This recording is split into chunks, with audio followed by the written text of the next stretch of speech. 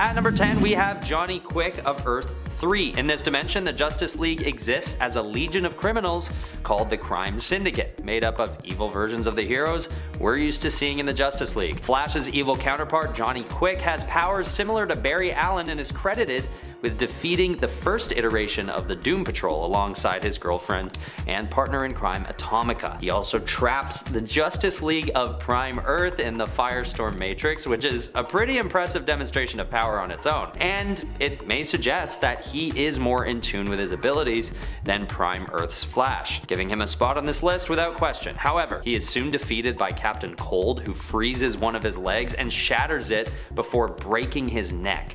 And simply because Johnny Quick loses as badly and as quickly as he wins, he's held back a bit on this list. At number 9, we have Avery Ho from Prime Earth. Avery gains her powers in the Flash Volume 5 when the Speed Force goes out of whack and endows masses of regular people with super speed. Avery is a relatively new hero who has only been around since 2016, but we can be pretty confident that she'll only continue to grow in power and ability as time goes on. Partly through experience with the Speed Force and working alongside Wally West, but mainly because of a distinct ability she has that's unique to this variant in particular, in that she can siphon speed from other people, allowing her to increase her speed on command. So it's not hard to see how even if she's not at her height of power yet, she might soon reach a power level that might surpass even the most powerful variants on this list. At number 8 is Danica Williams from Earth 12. Also known as Beyond Flash, this version of the Flash exists in the 2040s alongside Terry McGinnis,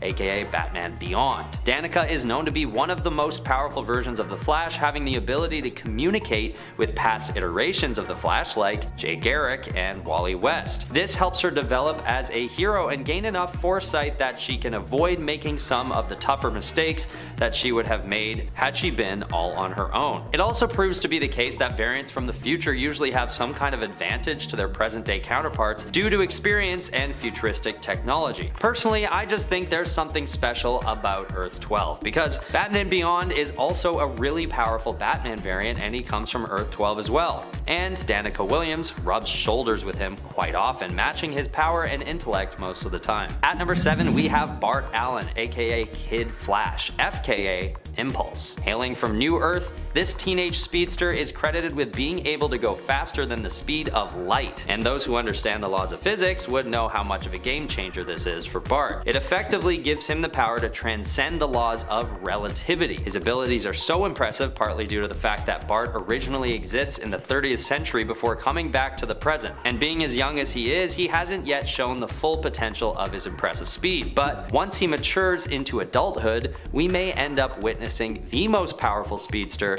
that the world has ever seen. The only thing that sets him back on this list was his struggle with an illness that caused him to age pretty rapidly. He is able to get it under control, but he ages about 10 years in the time it'd take anyone else to age 2. So we hope this doesn't hinder him any further because he's one of the most powerful Flashes out there and has tons of potential. At number 6, we have Reverse Flash. First appearing in the Flash 139 as far back as 1963, Eobard Thawne is an evil opposite to the Flash that gets his powers from the negative speed force. But don't let the name confuse you, the negative speed force doesn't negate anything. This inverted variant of the Flash can reach insane speeds and can even move through objects and walls, cause whirlwinds using his body, and most impressively of all, he can travel between dimensions at will. Not only this, but he has electrokinesis, which allows him to charge up electrical energy from his movement and fire blasts of negative speed force lightning at his victims. He can even use this power to steal years of life from his targets and age them to death. And if someone gets the better of him, Reverse Flash even has a healing factor that allows him to mend wounds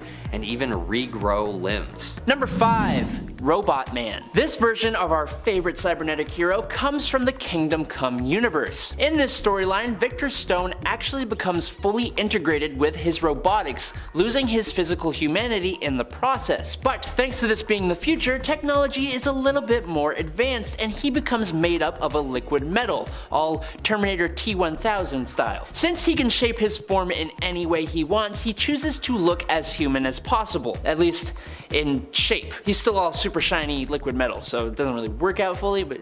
Victor then joined the Superman's Justice League to combat the rogue metahumans, taking the name Robot Man. Unfortunately though, he met his end in the Gulag with a large group of other heroes. Number 4. Cyborg 2.0. Okay, so this one involves time travel, which I hate, but alas, here we are. So basically, the Teen Titans end up traveling to the 31st century to help out the Legion of Superheroes, and on their way back, they end up 10 years in their future, and they encounter an alternate timeline version of themselves who have become a fascist crime-fighting force. The Titans came back and vowed to never become that future, so they split up to avoid it. Only, that is the exact thing that caused this future to occur in the first place. Victor was one of the first to turn to the dark side, and he created the Titans East, and also caused the Phantom Limbs to appear. He also had this really cool slimmed down look. It was kind of awesome, but he was evil, so you can't really take a side. Sorry. Number 3. Superman. Some of you may not know, but the original Nightwing was actually a hero of Krypton. It's where the name originated, and Superman telling this story to a young Dick Grayson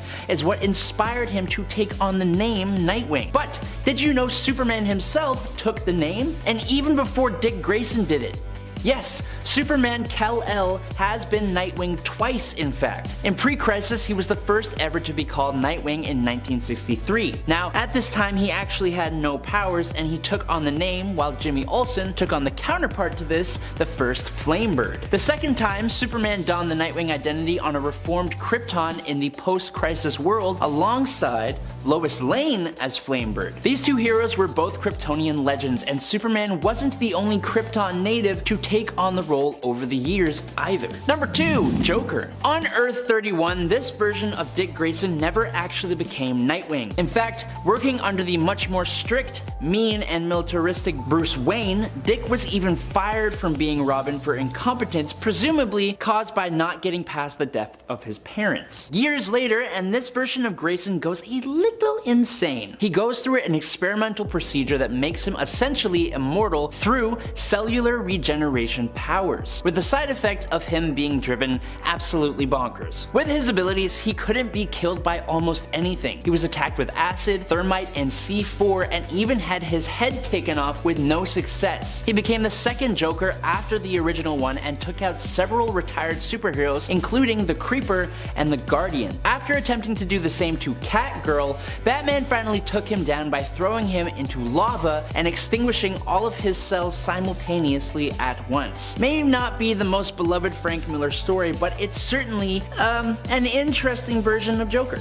And in at number 1, finally, is Dr. Fate from Flashpoint. In Flashpoint, Dick Grayson was 1/3 of the Family Acrobatics team called the Flying Graysons that toured with Halley's Circus. While touring in Poland, the circus was actually attacked by Amazon soldiers looking to steal Kent Nelson's helmet of fate, the most powerful magical artifact in the world, according to Black Alice. In their escape, Nelson was killed, but Grayson and a few survivors managed to keep the helmet in their possession. The rest of Halley's survivors were killed by the Amazons, leaving only Dick Grayson and the helmet on the run with the ghost of Deadman to protect him. He eventually decided to use the helmet of fate against the Amazons by becoming Dr. Fate, which granted him godlike arcane power, increasing his sorcery. It also grants him elemental control, including pyrokinesis, hydrokinesis, geokinesis, aerokinesis, cosmic awareness, and even precognition. Number 10. Anti-living Batman.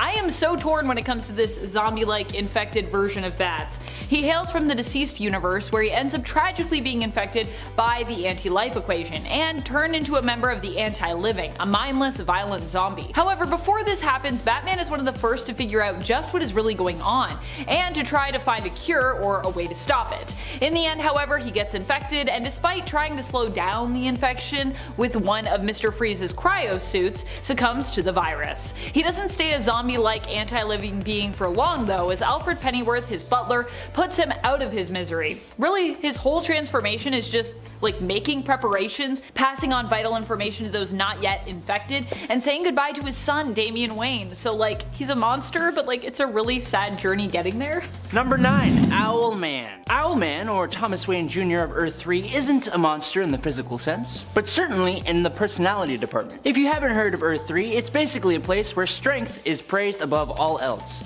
and it's home to the Crime Syndicate of America, which is the evil Justice League. Basically, Thomas is about as bad as you can get. For example, as a kid, he believed his parents were mismanaging their money, so he decided to kill them in cold blood. His younger brother Bruce protested to this, and he too was killed. He took the city of Gotham for his own through fear, bribery, and blackmail. He killed the family of Richard Grayson to make the boys susceptible to his influence. He even had a strange affair with Ultraman's partner, Superwoman. Owlman is a bad dude. Number 8. Batman the Silenced. One of my favorite things about the DC multiverse is that we don't just have the multiverse. We also have the dark multiverse. Or we had the dark multiverse. Anyways, still, I'm confident it'll return given time. Just give it enough time and everything comes back around, baby. Thank you, comics. The Dark Multiverse is like the Elseworlds' dark reflection, and when it comes to the anthology series Tales of the Dark Multiverse, or Tales from the Dark Multiverse, one or the other, often offered to readers in small batches with creative teams presenting their own dark realities and twists on classic DC tales. One such character and tale that gets twisted in the Dark Multiverse is Batman's Hush. In this world, the roles become reversed, with Thomas Elliot taking over Wayne Enterprises and locking Bruce away in Arkham Asylum, after Bruce moved in with the Elliot family following the death of Martha and Thomas Wayne. However, Elliot isn't Batman in this reality, but a corrupt senator and business owner. It's not a straight role reversal, working with the League of Assassins. Bruce, however, is not as crazy as he seems, and he ends up escaping Arkham and becoming the Silenced, in essence an anti-hero out for revenge on Tommy, whose character design resembles Hush. Did I mention how creepy he is, by the way? He's super creepy. Number 7. Leatherwing. According to Earth 10's history, the Axis powers managed to achieve history in World War II. With the National Socialist Party victorious, Bruce became a willing agent of their perverse plans, taking on the identity of Leatherwing. As you can imagine, this guy wasn't too great. Holding the beliefs set out by the powers that ruled, he was against interracial relationships, he believed in a master race, and he held up the many fascist ideals of his team, the New Reichman. Thankfully, the New Reichman were betrayed by their leader Overman, who still knew that this way was the wrong way. Still a crazy racist Batman. Gives me chills. Number 6. Red Death. Another villainous version of Bruce Wayne, Red Death also hails from the Dark Multiverse. If you can't tell, I really like the Dark Multiverse. However, he doesn't come from the Tales of the Dark Multiverse series, but is rather one of the Batman Who Laughs Dark Knights. The Dark Knights are basically like an evil collection of Batmen from across the Dark Multiverse, each one standing in or representing a member of the Justice League. Red Death represents the Flash. In his reality, Bruce Wayne was pushed to the limit after losing so many of his sidekicks, believing that he would be better at using the Speed Force than Barry Allen. He stole the Speed Force from him and then proceeded to use it to kill all of his enemies, becoming known by the speedster and villainous mantle of Red Death. Number 5. Injustice League. Okay, so we have the Crime Syndicate of America, but there was also a team of villains put together to fight that team of villains. So, sort of technically making these villains heroes, but also not really because they're still villains. Right? The important information here is that the Injustice League, at least the one I'm referring to, was formed to combat the Crime Syndicate of America from Earth 3. The team's villainous members included Bizarro, Black Manta, Black Adam, Catwoman, Deathstroke, Sinestro or Parallax, Captain Cold, and they were formed and led by Lex Luthor. The team first appeared in Forever Evil number 3 in January of 2014 when the Crime Syndicate of America invaded the Prime Earth universe and tried, and very nearly did, take over the world. At number 4, we have the Injustice Syndicate. I know, lots of groups with Syndicate and Injustice in their names. Well, that's because this evil version of the Justice League actually exists as a sort of combination between the Injustice League and the Crime Syndicate, both of which are included in this list respectively. Appearing in Batman the Brave and the Bold, in the episode called Deep Cover for Batman, Batman manages to travel to their evil dimension and infiltrate their operations disguised as Owlman. He sees that this group comprises of an evil version of himself, along with other evil alternate versions of other heroes he knows and works with. While eavesdropping, Batman learns of their plans to, destroy other universes entirely, which of course, he feels is something he needs to put a stop to. And it can't wait, naturally. So he decides to take all of them on himself, and because he's Batman, and it is his TV show after all, he wins. Those universes can thank him later. Number 3. The Joker League. In Emperor Joker #1 of October 2000, the Joker has gained 99.99% of the reality warping powers of the 5th dimensional being, Mr. Mxyzptlk, and he used them to completely warp the world into an insane offshoot of our real world. In this Joker world, he has put together an evil, insane version of the Justice League called the Joker League of Anarchy. The team members include some characters we've seen before, such as Bizarro #1, Enigma, who's the Riddler, Gravedigger Lad, who is actually Jimmy Olsen, Lois Lane, Harley Quinn, and Poison Ivy. He has also created completely new characters that are wholly original to this story: Ignition, Bounty, Schism, and Scorched. He even has Lex Luthor as a jester. They are basically just the henchmen of this already pretty much all-powerful version of the Joker. Just another way of keeping him entertained, it seems. At number 2, I'm putting the Injustice League from the video game Injustice: Gods Among Us. Most of us already know how this story goes, but in case you don't, this is one of the cooler and more well-written storylines about an evil alternate version of the Justice League. In most cases on this list, these evil groups are created by an alternate reality, which is always fun but pretty simple to come up with. But this storyline shows a radicalized Superman leading the Justice League to the dark side. And like I said, this isn't because he's an evil version of Superman or one that's possessed by some evil force. He's genuinely turned to evil after the Joker tricks him into killing Lois Lane. So to combat this new unexpected evil force, Batman decides to bring in other members from the Justice League from another universe, and the result is some pretty great fighting gameplay. And right as the game was being released, a comic book series of the same name was also being released in tandem, serving as a prequel to the game. Where you can derive general story points from the game itself, most of the backstory I just explained actually comes from the comics. It's cool to see the video game and comic book worlds working in tandem, and they make a pretty cool new storyline that I figure has to be ranked pretty high on this list. Number 1. The Crime Syndicate of America. The Crime Syndicate of America hails from the strength-obsessed Earth 3, and is a twisted, evil version of many characters who make up the main universe Justice League of America. Its members include Ultraman in place of Superman, Thomas Wayne Jr., aka Owlman, and Alfred Pennyworth as the Outsider, Superwoman, who was Lois Lane at one point and Donna Troy at another, the cowardly Harold Jordan and vengeful John Stewart, who are both Power Ring, which are evil Green Lanterns, at different times, John Allen and John Chambers separately also as Johnny Quick, Atomica, Sea King, Deathstorm, Grid, and John Johns. They come into contact with the main universe many times, and they almost always spell out bad news, as you'd expect from the antithesis to the Justice League of America. Alright, at number 10 we have the very silly but nonetheless evil Super Enemies. In the 1970s animated TV show Super Friends, there's an episode in 1979 called Universe of Evil, where Superman travels to an alternate universe to meet the evil counterparts to the Super Friends, very creatively named the Super Enemies. And the team is made up of all those bad guys we've all known so well and grown up with. You know, like Aquaman with an eye patch, and tinted red Batman, and oh, who could forget the iconic alien monkey Gleek. What a trailblazing team of supervillains they were. But as much as I roast them, they do actually pose a decent threat to Superman in this storyline, to the point where they team up with the military armed with kryptonite weapons, and even bring in their own version of Superman, giving our Superman a good old run for his money. But luckily, Superman Prime finds something called an antimatter flask, which turns all the super enemies back to being good again. Thank God Aquaman retires that eye patch and is no longer so intensely menacing looking. What a relief.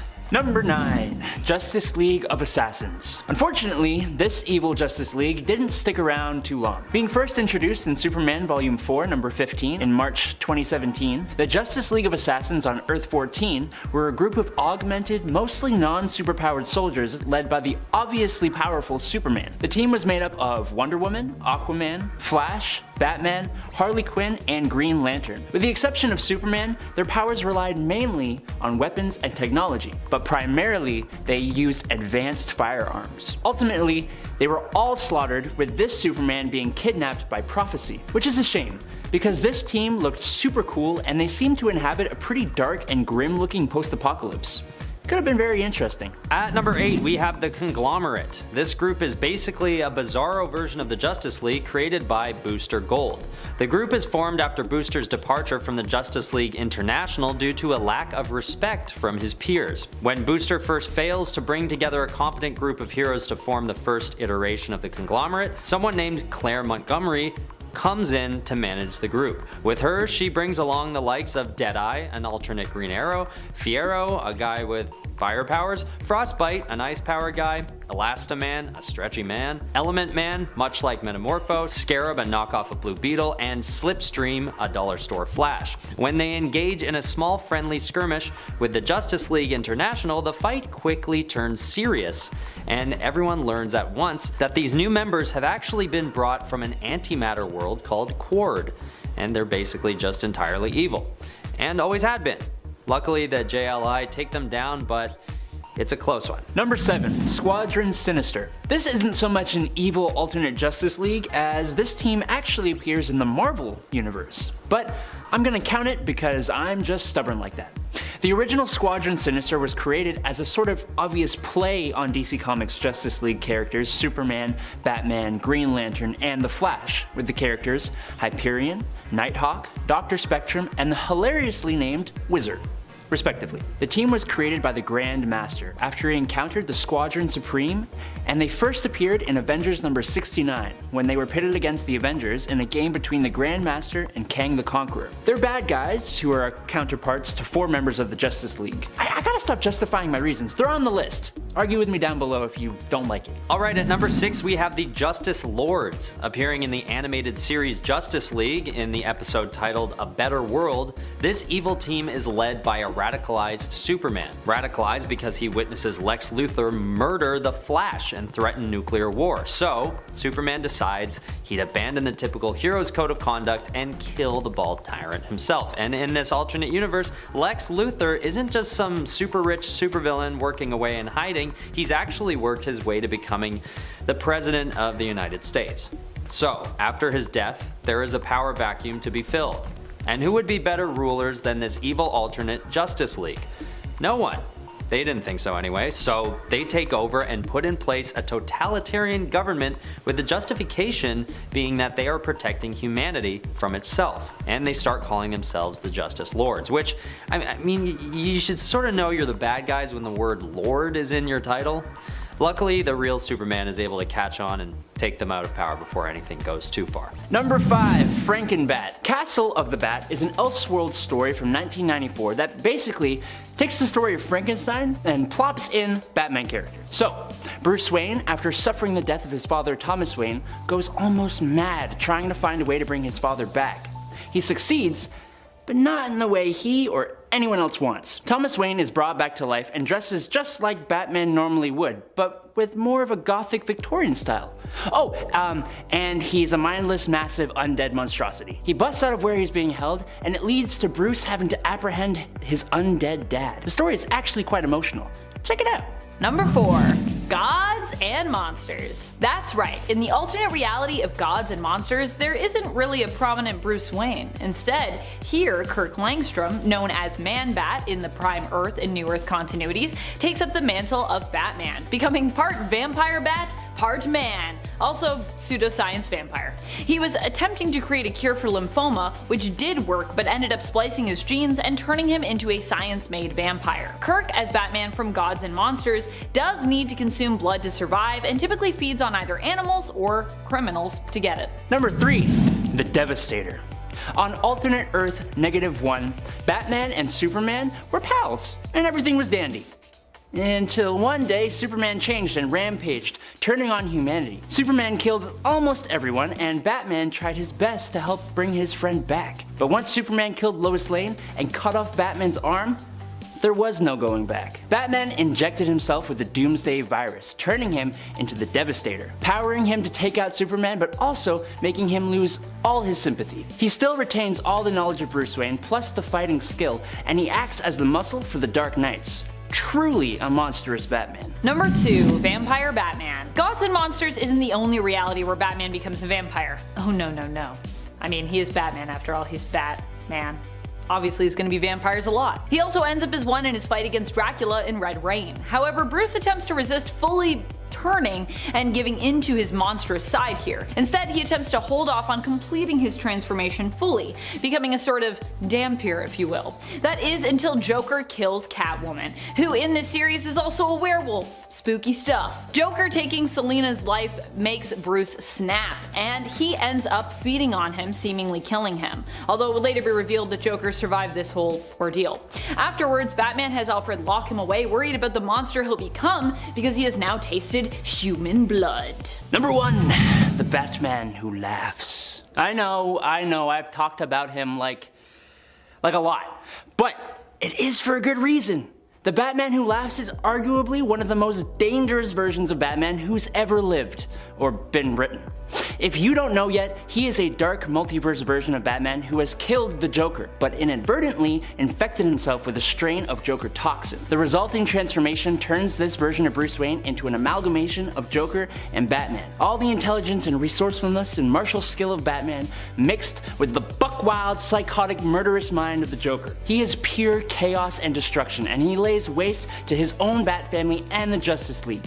He has a pack of Jokerized Robins, and he is the leader of the Dark Knights, a few of which were featured on this list. On top of that, he is just truly terrifying to see. Number 10, Red Sun Superman. Instead of landing in America, Red Sun Superman landed in the Soviet Union, and that allowed the Soviets to weaponize him instead of allowing Clark Kent to live the normal life he traditionally has. He received severe training that not even the original Superman underwent, as Red Sun Superman was always meant to become a weapon. This allowed him to become quite strong as he paired his severe training with his new communist sense of duty. If the training he underwent wasn't enough to prove his power though, Superman advanced the Soviet Union to almost worldwide control without resorting to war, and he virtually eliminated poverty and disease. This powerful version of Superman is a much more skilled Superman, as that's what he was raised to be, but it was his ability to eventually realize the fault in his own actions and allow the world to become a utopia that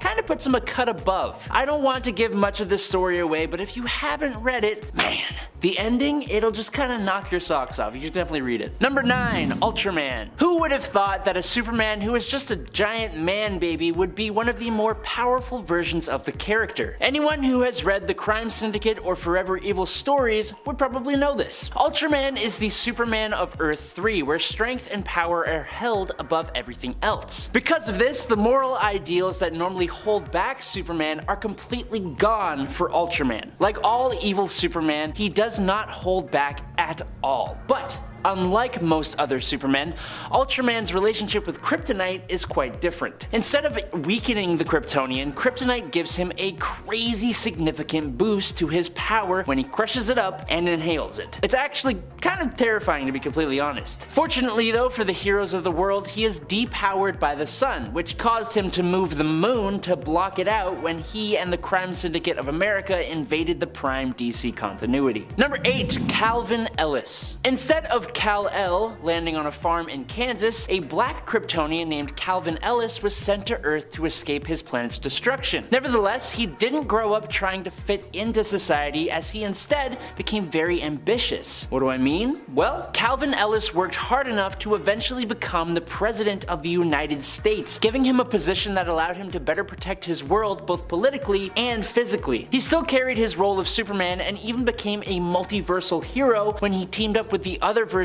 of the character during the Infinite Frontier era. Kind of like Red Sun Superman, Calvin Ellis gained political power as well as his own incredible abilities, not to mention that he reprogrammed the alien intelligence Brainiac to help him in his duties. He's also a talented boxer, so there's that. Number 7, Witch-marked Wonder Woman. Years ago, a 12-year-old Diana Prince came upon a ritual being performed at a crossroads in Themyscira to the goddess of magic and witches, Hecate, by her followers. Diana gets grabbed by by the followers, and Hecate brands her with a witch mark, and she vowed to Hippolyta that one day she would return to use her witch mark to take over the world. Once things start popping off in the 2018 Witching Hour crossover, Earth's magic is beginning to disappear, and Hecate is obviously to blame. Hecate activates her witch mark, 5 women who have been branded, including Diana. The witch marked power Diana possesses could rip the world apart and tear holes in reality. It's honestly very insane, and it only gets crazier as she gains the power of the other witch marked. Now I glossed over quite a bit for the sake of time, so I suggest you read the story. Number 6.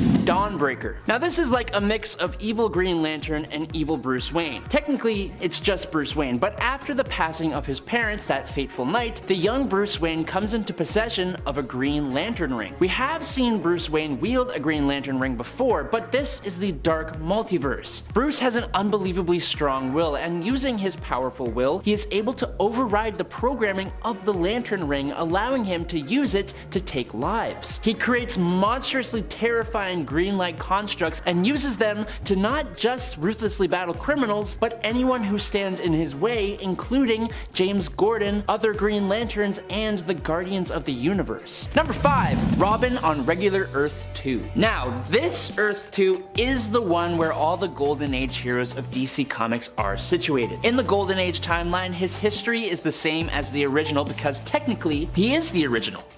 Right? Where things change is what would have been when he reached adulthood. In the diverging timeline of Earth 2, Dick Grayson actually remains the only Robin for his whole career. He grows up keeping the title and actually goes to school to become a lawyer. He takes up the Batman mantle once and comes into conflict with the Joker, but that makes him retire from the Batman name, and he continues on performing as the senior partner of the new dynamic duo, which consisted of himself as Robin and Bruce Wayne's daughter Helena as Huntress. And the two took part in the Battle of the Crisis on Infinite Earths, where they unfortunately passed away. Number 4. Nightwing from the New Order. In the year 2028, all-out war between heroes and villains had broke out in the streets of Metropolis. There was countless deaths and destruction caused by the conflict for days, but after Batman passed away in the conflict, Nightwing activated a device in the war-torn streets of Metropolis that shut off or dampened the superpowers of most of the world, believing it was the best cause of action to save humanity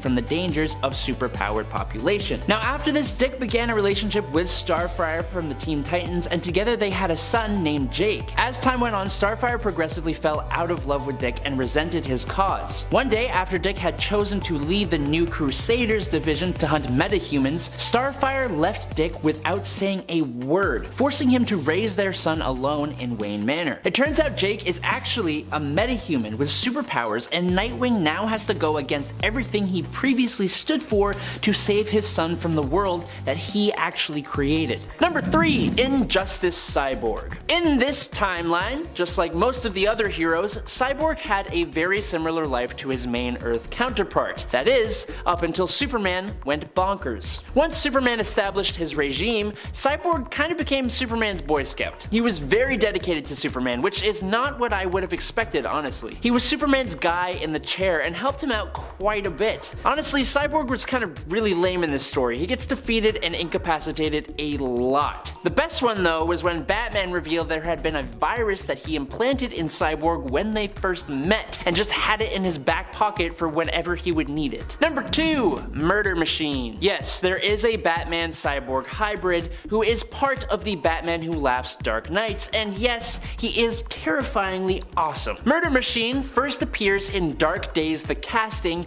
in the Dark Multiverse Earth -44. On this world, this evil Batman Cyborg comes about after the passing of Alfred Pennyworth in the Batcave by a group of Batman's villains. As Bruce Wayne's father figure and closest friend, Bruce took this loss hard, and he blamed himself. He asked Cyborg to make an Alfred Cyborg AI called Alfred Protocol in order to help Bruce like Alfred used to do when he was alive. Unfortunately, like most AI in fiction, it went mad with its directive of protecting Batman. It spread like a virus, took down all the villains, then all the heroes, and even took over Batman's body since it didn't believe that Batman could protect himself well enough. And Batman just didn't want to be separated from Alfred, so he was kinda cool with it too. And in at number 1 is Grid. As with a lot of these alternate Justice League variants, we gotta turn to Earth 3 for at least one. After After the Cyborg of Earth 3 gained his abilities, he realized that he could monitor all superhuman beings, but he didn't want to invade their privacy directly.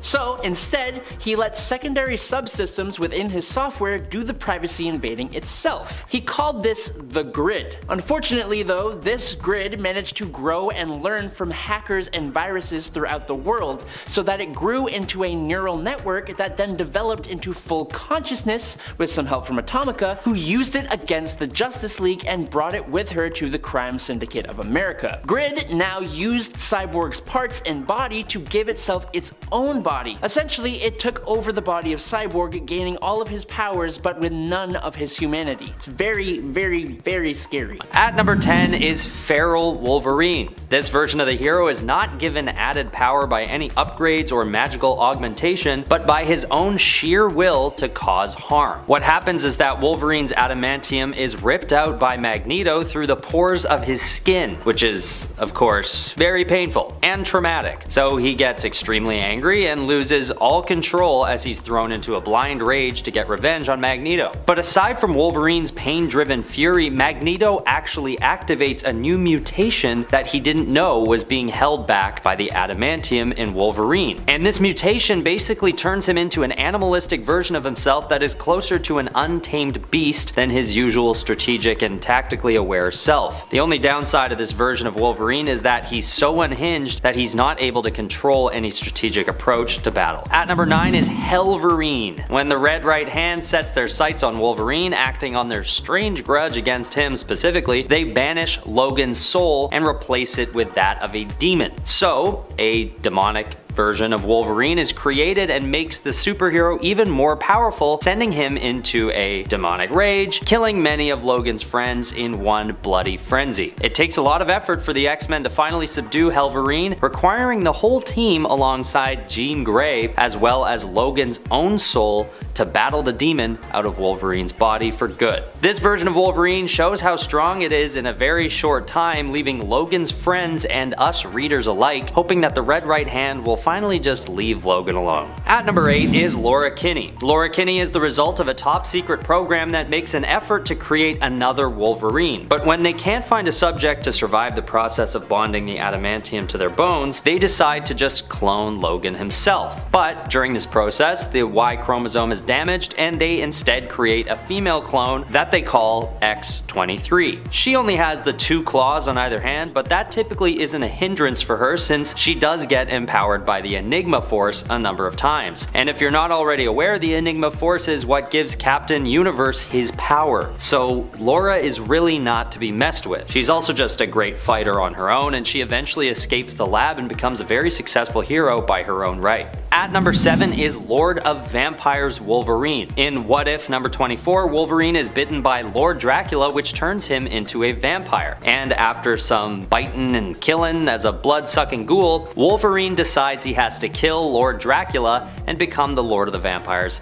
himself. Then Wolverine goes and kills most of the X-Men, turning a few of them into vampires as well, and then controlling them and others with hypnosis. With his vampire army, he goes forth to take on all of New York City and then eventually the world. It's a fun, quick issue that explores an interesting question in a what-if context, but if you really take the character seriously and consider his powers, Lord of Vampires Wolverine is a very powerful variant. Wolverine is already an extremely powerful superhero, but with the ability to turn others into mindless vampires and then control them with mind powers, he becomes nearly unstoppable. At number 6, we have Zombie Wolverine. This variant is, on its own, maybe not the most powerful out of them all, considering he's made up of decaying flesh. But due to circumstance, he actually ends up being a real issue for his friends and enemies alike. During a fight against the Silver Surfer, this version of Wolverine loses his right arm and actually has it replaced by a cybernetic one. Not only that, but Zombie Wolverine also gains cosmic powers after killing and then devouring the corpse of the Silver Surfer. So aside from an insatiable hunger as a driving force for this variant, he's also got the whole cosmic power thing on his side, as well as a nifty cybernetic arm. Beware of Zombie Wolverine.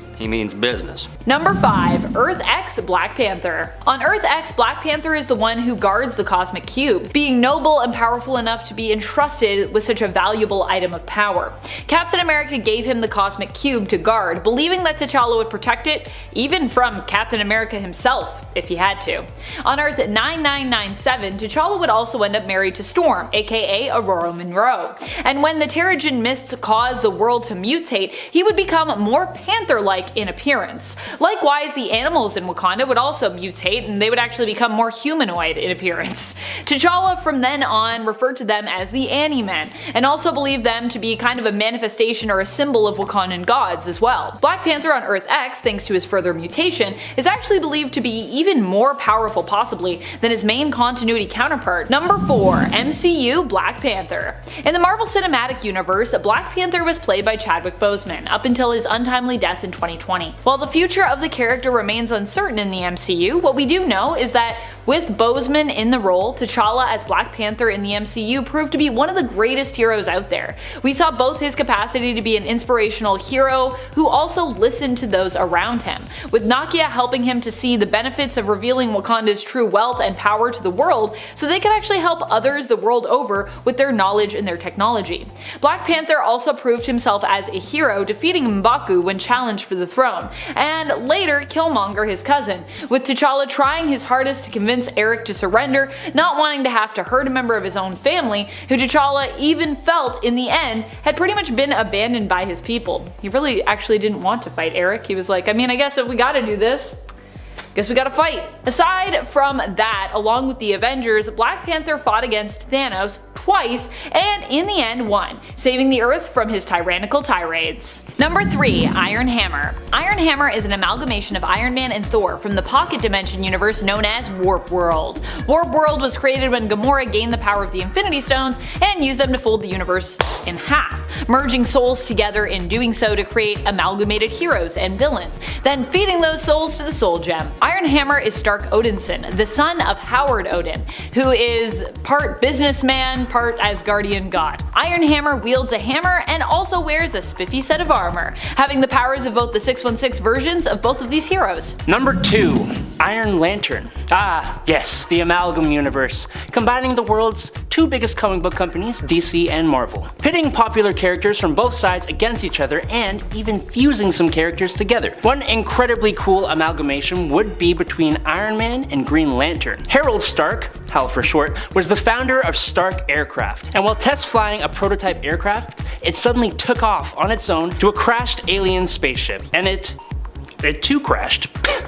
The crash left shards of metal in Stark's chest, which, after meeting the dying alien Romancer, Stark survived using an alien battery, suspiciously in the shape of a lantern, to build a suit of armor. This armor not only kept him alive though, it gave him the ability to create green solid energy constructs, fire plasma bolts, fly at speeds beyond the speed of light, time travel, it granted him almost unlimited telepathic powers, translation of virtually any language, force field generation, and the ever classic superhuman strength and durability. Yeah, he'll put his hand on your chest. Number 1. Infamous Iron Man. Who is Infamous Iron Man? Well, he's Dr. Doom as Iron Man. I know this might seem like a controversial pick for our top spot, but walk with me, or I guess just stand with me, because I can't really walk anywhere. Dr. Doom, despite being a villain, is one of the most powerful characters in the Marvel Universe. He's not only a genius, but is the ruler of a nation known as Latveria, wielding all the power of his country, his people, and the nation's resources, as well as being an extremely gifted magic user. In fact, there are even futures where Doom becomes Sorcerer Supreme, and if it weren't for Clea showing up in the 616 universe, he would have become Sorcerer Supreme after Doctor Strange died. Also, a lot of what stops Dr. Doom from winning the day is his role as a heel for the heroes, a villain. So when he decided to take up the mantle of Iron Man in Tony's absence, he became pretty much unstoppable, because now there's no reason for him to technically have to lose battles. He's not a bad guy. Well, he's kind of a bad guy, but he's a good bad guy. Villains even banded together in fear of what action Doom might take against them as Iron Man. And when they did band together, he still showed up and then beat them all. So Yeah. We're moving on to number 10 with Talon from Earth 3. Now, unless you guys don't know, Earth 3 is the home to an evil Justice League known as the Crime Syndicate of America. On this world, Batman is actually Owlman, and he is also Thomas Wayne Jr., not Bruce Wayne. Now, he takes on Dick Grayson just like his regular Earth counterpart, only this Richard Grayson takes on the much more sinister name of Talon. But Talon began a relationship with Duella Dent, who happened to be the daughter of the heroic Jokester on Earth 3. Yes, that is a good guy version of the Joker. He and Duella came to New Earth and joined the Teen Titans during the year after the Infinite Crisis, and together they actually stood against Black Adam during World War III. Number 9. The third Batman on New 52 Earth 2. The Earth 2 introduced in the New 52 is different from the original Earth 2 where the Golden Age characters reside. Instead, this Earth 2 sees Superman, Wonder Woman, and Batman pass away in the first invasion of Earth by Steppenwolf and the forces of Apocalypse, who took over the world. Dick in this reality was married to Barbara Gordon, and they even shared a child together before she also passed away. Dick Grayson ended up training with Ted Grant and became this future's third Batman after Thomas Wayne took the mantle alongside his son, who acted as his Robin. He was a much more aggressive and darker version of Dick Grayson, which really worked well when he became the Dark Knight. Hey y'all! If you enjoying this video so far, be sure to whack that like button. It's all you gotta do to let us know we are doing a good job. Thanks so much, nerds. On to number 8, Injustice. Dick Grayson in the Injustice universe was a superhero and sidekick to Batman, just like the original. But Grayson still acted as Batman's original Robin, still led the Titans, and still struck out on his own as Nightwing. He was succeeded by Jason Todd, Tim Drake, and eventually Damian Wayne as Robin, but he formed a bond with Damian, and he is even seen as Damian's mentor. However, after Damian sides with Superman in Injustice, he accidentally causes the death of Nightwing when he throws his weapon at his head, causing Nightwing to stumble, fall, and land on a rock that breaks his neck. It's honestly quite the shocking turn of events. Now eventually Dick became the successor to Boston Brand as the second Deadman, giving him the ability to fight again from beyond the grave with the powers of flight, intangibility, invisibility, and possession. Number 7. DCEU Cyborg. Played excellently by Ray Fisher, the movie version of Cyborg seen in Justice League initially refused to join the team, though after his father was captured, he voluntarily pitches in and he successfully saves his father from the hands of Steppenwolf. When Superman returned, his offensive system kicked in and he attacked Superman, which triggered the Man of Steel to fight the Justice League, which was a really cool moment. Cyborg also played a super important role in the final act, where he began to separate the mother boxes that had formed the Unity. And of course, with the help of Superman, he succeeded, since no one in this universe can do anything without Henry Cavill, apparently. Thankfully, Cyborg has a substantially larger role in Zack Snyder's massive Justice League director's cut, which delves deeper into his backstory and his strained relationship with his father. I kind of hope we get to see Ray Fisher reprise the role at some point. Number 6. Flashpoint Cyborg. When Barry Allen Flash goes back in time to try and save his mom,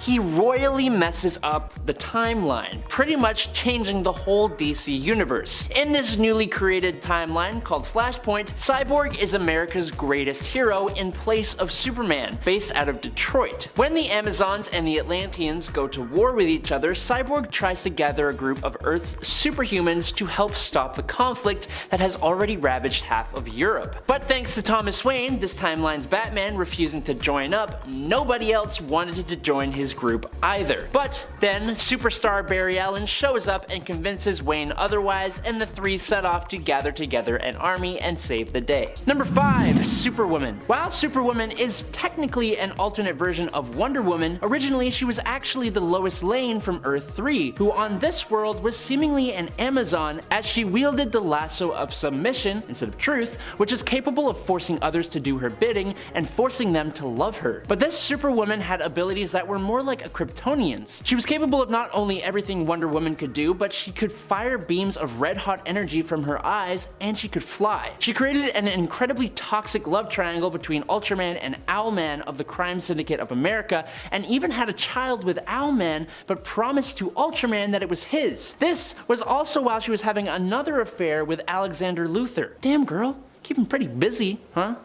Yikes. Number 4. Raven from the Last 52 Multiverse. The Batman who laughs comes from the dark multiverse, which is the flip side of the regular multiverse, composed of worlds where nightmares become real. All the worst case scenarios actually came to be on these worlds. During the final battle between the Batman who laughs and Wonder Woman, Laughs summons different heroes turned villains from across the dark multiverse to help him, and among the various characters is a version of the Teen Titans led by a version of Raven who gave in to her father Trigon, who corrupted both her and her Titans into twisted, powerful versions of themselves. Raven herself becomes a red-skinned, armor-clad demon. She actually looks kind of awesome, but she is undeniably evil and ultimately quite terrifying. Number 3. Furnace. Before the Martians became the Martians, they were an incredibly violent and powerful race called the Burning. The Guardians of the Universe experimented on the Burning and put genetic blocks in place to make them afraid of the fire they used as their most powerful weapon. Now fast forward, after the Justice League was trapped and taken down in Obsidian Age Atlantis, John Johns blamed himself for his friend's passing because his fear of fire completely overtook him. He recruits Scorch to help him overcome this fear, and he would use his telepathy to help her deal with her own problems. Unfortunately, in doing this, he also broke the genetic blocks, allowing John to become the incredibly dangerous Furnace, with all his original powers boosted in potential, especially his telepathy, plus an insane level of pyrokinesis. Number 2.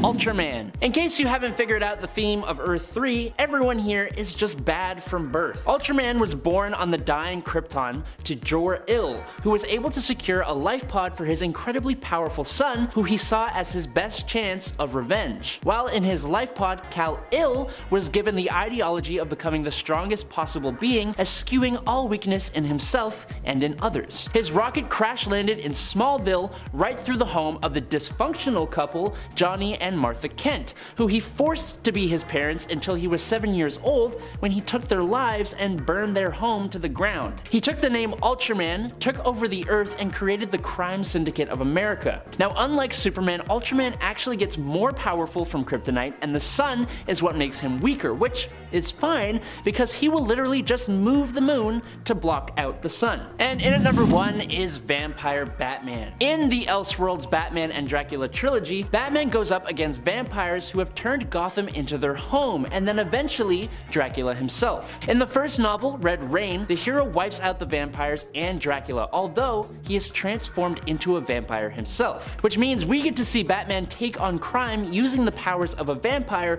in the next novel, Bloodstorm. He does his bestest to resist the darker aspects of being a vampire, but that all goes kaput when Batman lashes out and drains the Joker's blood after the Joker de-lifed Catwoman. Batman has Alfred and Gordon stake him, putting Batman into a catatonic state, a state that he is revived from in Crimson Mist, the third novel, when criminals took over Gotham in his absence. But he is almost completely animalistic now thanks to the isolation. A bloodthirsty vampire Batman quickly wipes out most of his enemies in a very bloody form, drinking their blood in the process until he is finally put to rest by Alfred, Gordon, Two-Face, and Killer Croc, who all go with him to the grave. Number 10. Batman vs. Bigby. You know Batman, but have you ever read or heard of the Fable series? It's one of my favorite comic series. It basically follows classic fairy tale characters living in modern day New York. The Big Bad Wolf, otherwise known as Bigby Wolf, is the sheriff of their community. In 2021, we got the limited DC Black Label series Batman vs. Bigby, A Wolf in Gotham, which is a collaboration between these two comic worlds, with Bigby as a main suspect for murders in Gotham.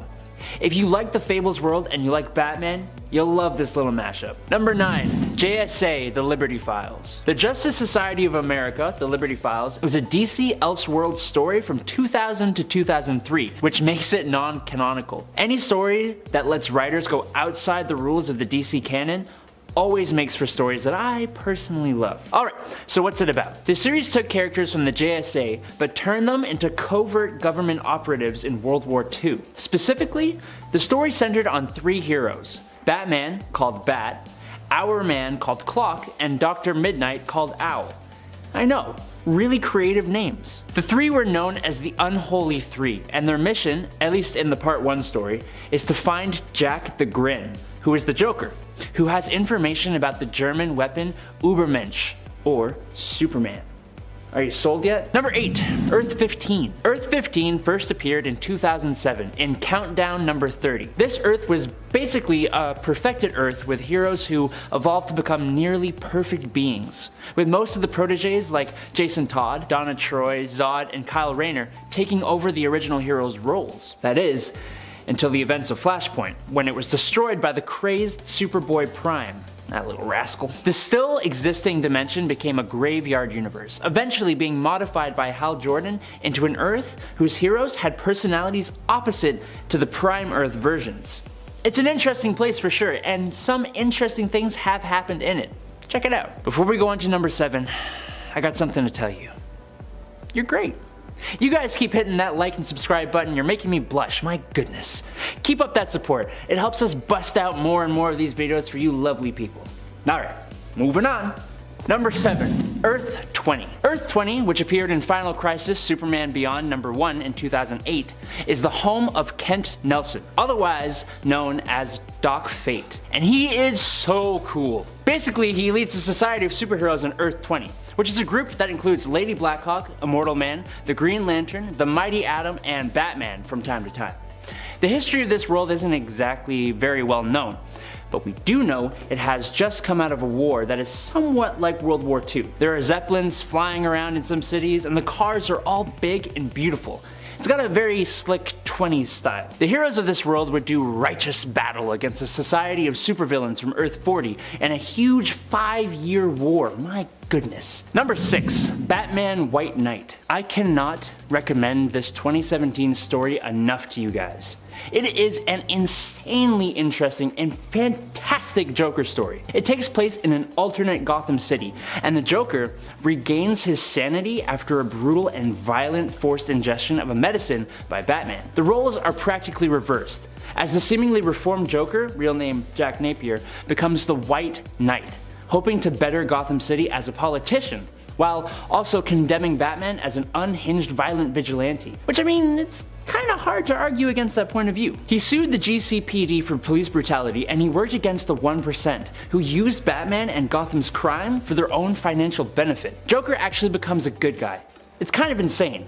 But there is more to this story, and I highly suggest you check it out. Number 5, Earth 5 Shazam. Earth 5 is a simpler, kinder world. A world that is more optimistic. A world where the heroes are seen as such with hardly any faults. Basically, this is the golden age of comics. Specifically, Fawcett Comics. See here, Captain Marvel is the main superhero, which gives the world the name Thunderworld. He and his family, Captain Marvel Jr. and Mary Marvel, keep the world safe from everything from the Monster Society to aliens. This version of Shazam worked together alongside Superman and Overman to recruit the Supermen of the universe. They worked together, led by Captain Marvel, to defeat Ultraman and weaken Mandrake, who was killed by the Green Lanterns. Number 4, the Shazam Who Laughs. After the Batman Who Laughs infected Shazam/Billy with a dark metal virus, turning him into a Joker-like version of himself, he is tasked with infecting Superman with the same Joker dark metal virus. Shazam goes to the Batcave and waits for Superman to show up so he can attack. Joker Shazam is easily a match for Superman and Batman one-on-one, but with the two teaming up, he is a little overwhelmed and retreats, which is odd because going by King Shazam, he takes on the Titan Atlas trying to test his new abilities and even defeats multiple gods. When he is in a fight with Ares, he even defeats and infects Lady Shazam. So doesn't really check that Batman and Superman give him that much trouble, but whatever.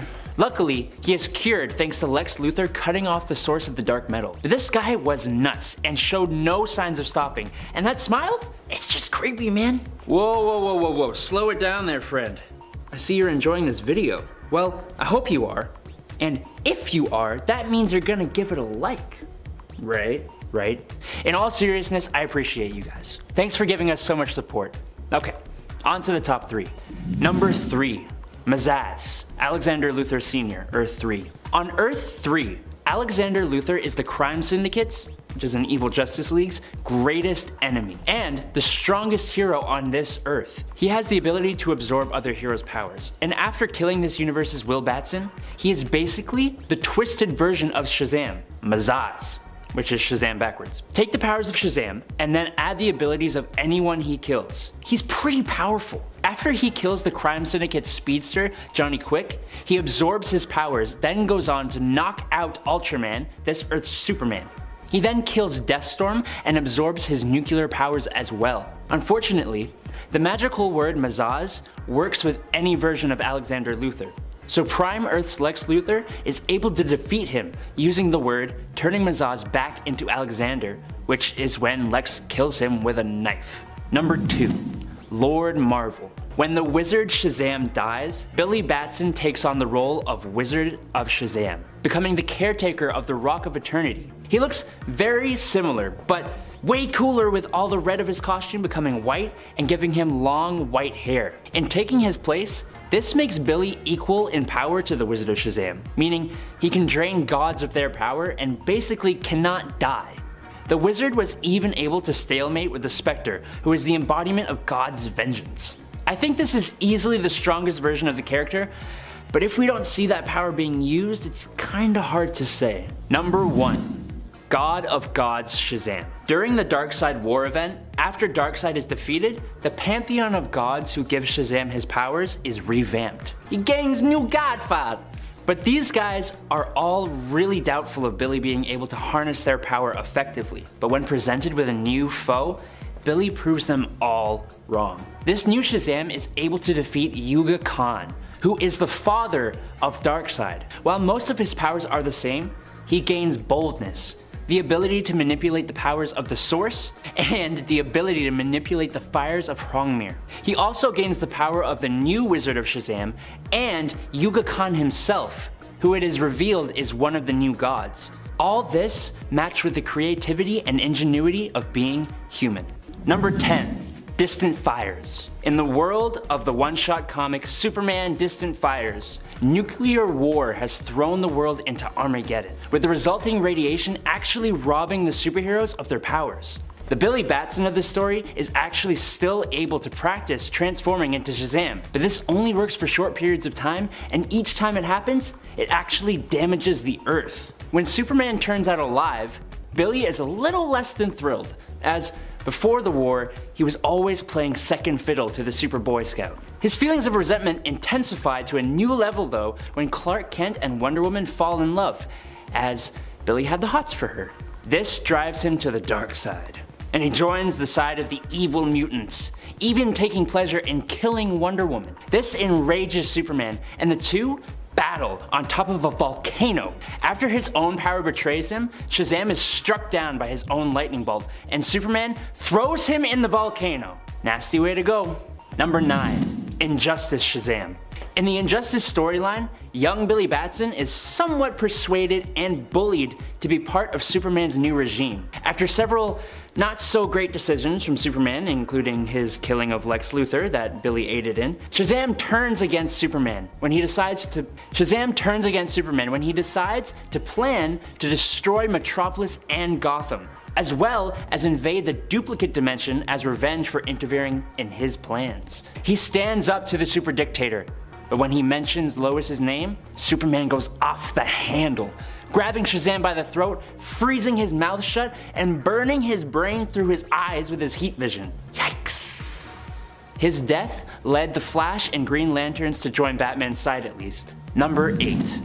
Just Imagine's Shazam was named Robert Rogers. And instead of turning into a handsome black-haired hunk, when Rogers yelled Shazam, he turned into a big pink demon. He gets a magical power boost, demon wings, super strength and durability, and a lovely bone necklace. Unlike being powered by the wizard Shazam, he's actually powered by the wizard Merlin of King Arthur legend, and tasked with defeating Morgan Le Fay, which is kinda cool. Fun fact, this story was actually written by Marvel's Stan Lee. Excelsior! Number 7. Captain Thunder. It is kind of confusing because there are so many versions of Shazam who use this name. Basically, Captain Thunder was William Fawcett, a kid who was given powers similar to Captain Marvel. He received his powers when the shaman Miroki gifted William a belt with a thunderbolt symbol that, when rubbed in combo with the magical word thunder, turns him into Captain Thunder. Unfortunately, after fighting the Monster League of Evil, they gave him an evil persona instead of a heroic one. So when Captain Thunder first appeared in Superman 276 in 1974, he was helping robbers instead of fighting them. It's only after Superman urges Thunder to use his wisdom to fix what happened and to make him go back to his own Earth. There was a much cooler version of Captain Thunder in the Flashpoint timeline with a sweet battle tiger, who you'd probably think of when I say Captain Thunder. Number 6.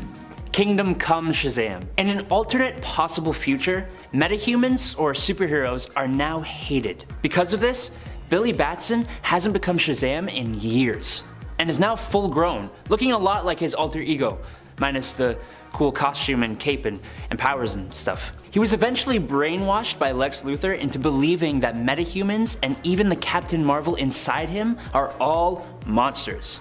In time, Bruce Wayne tries to convince Billy otherwise, which eventually forces him to turn into Shazam once more, breaking open the metahuman prison and starting a massive war that puts the whole world at risk. After a nuclear bomb was dropped, threatening to kill thousands, Superman convinced Billy to help, and Shazam outraced Superman to the bomb, using his lightning to destroy it, sacrificing himself to save both humans and metahumans, ending the hatred against superheroes once and for all. Number 5. Earth 14. Alright, this is gonna be a pretty quick one.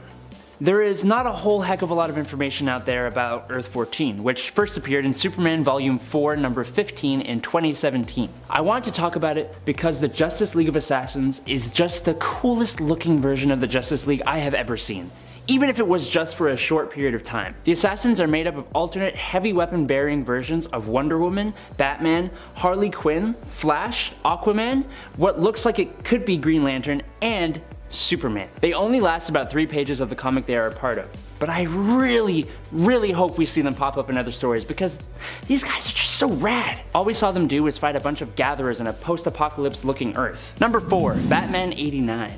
Okay, you can fight me in the comments about this one. Batman 89 was published in 2021, but the stories take place in the Tim Burton Batman movies world.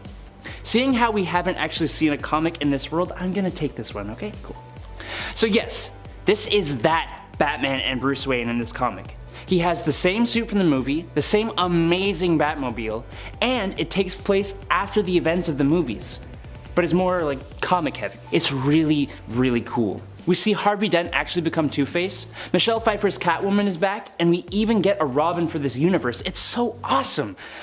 I don't want to spoil too much, so you can probably guess what I'm gonna say.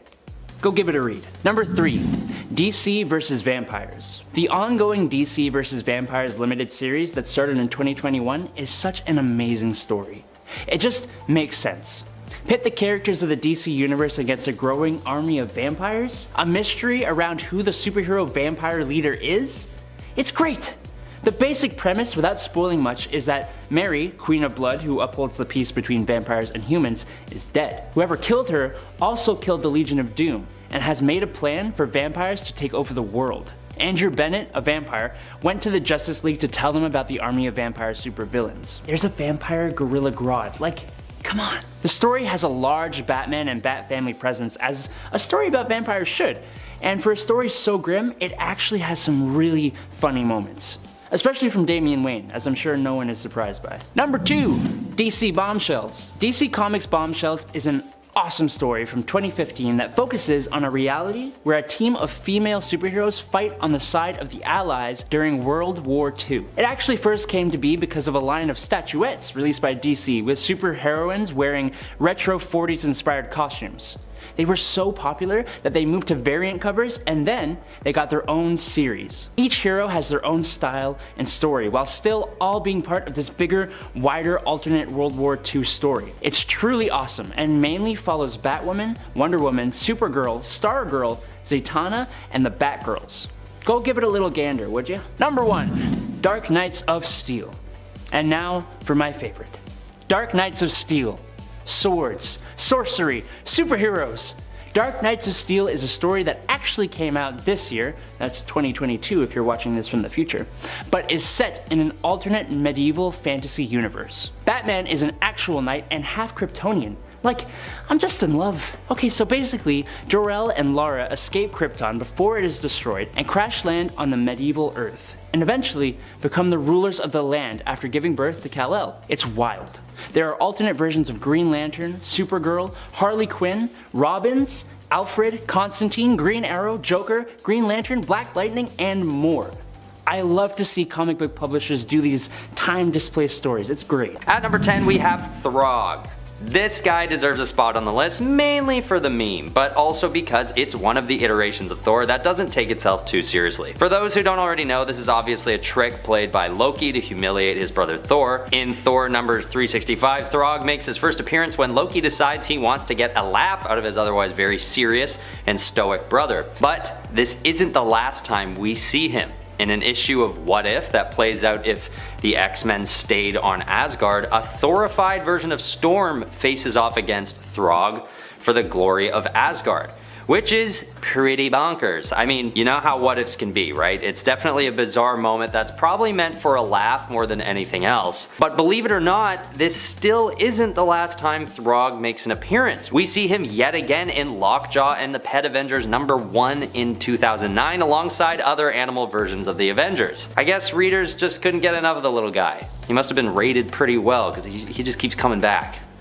He's funny looking. At number 9 we have Ultimate Thor. Being a pretty controversial set of comics, the Ultimate series sets the stage for some fun new characters, as uncanny and overly dark as they can sometimes be. But Thor's variant in the series is anything but a miss. Originally dismissed by his teammates on the Ultimates as being crazy, this version of Thor unusually feels the need to prove himself to them in order to gain their trust and respect as the God of Thunder. He's got almost the same powers as the Earth 616 Thor, but he's rocking a different look that's pretty cool, and also a magical belt that he wears which seems to give him a boost of power.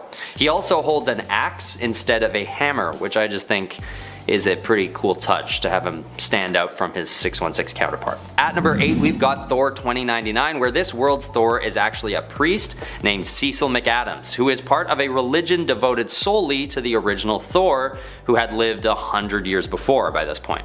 What's bizarre about this character is that he doesn't actually come by Thor's powers naturally. His abilities are granted to him by the CEO of the Alchemax Corporation, who has convinced him that he's a Norse god. It's actually a pretty dark reality playing out during the series, with most of the world being run by corporations and greedy multimillionaires. And on top of all that, genuine superheroes are pretty scarce during these times, unless they're created synthetically like McAdams is. Although it sounds like I'm basically just outing this guy as a fraud, he still means entirely well, and he's passionate about Norse mythology.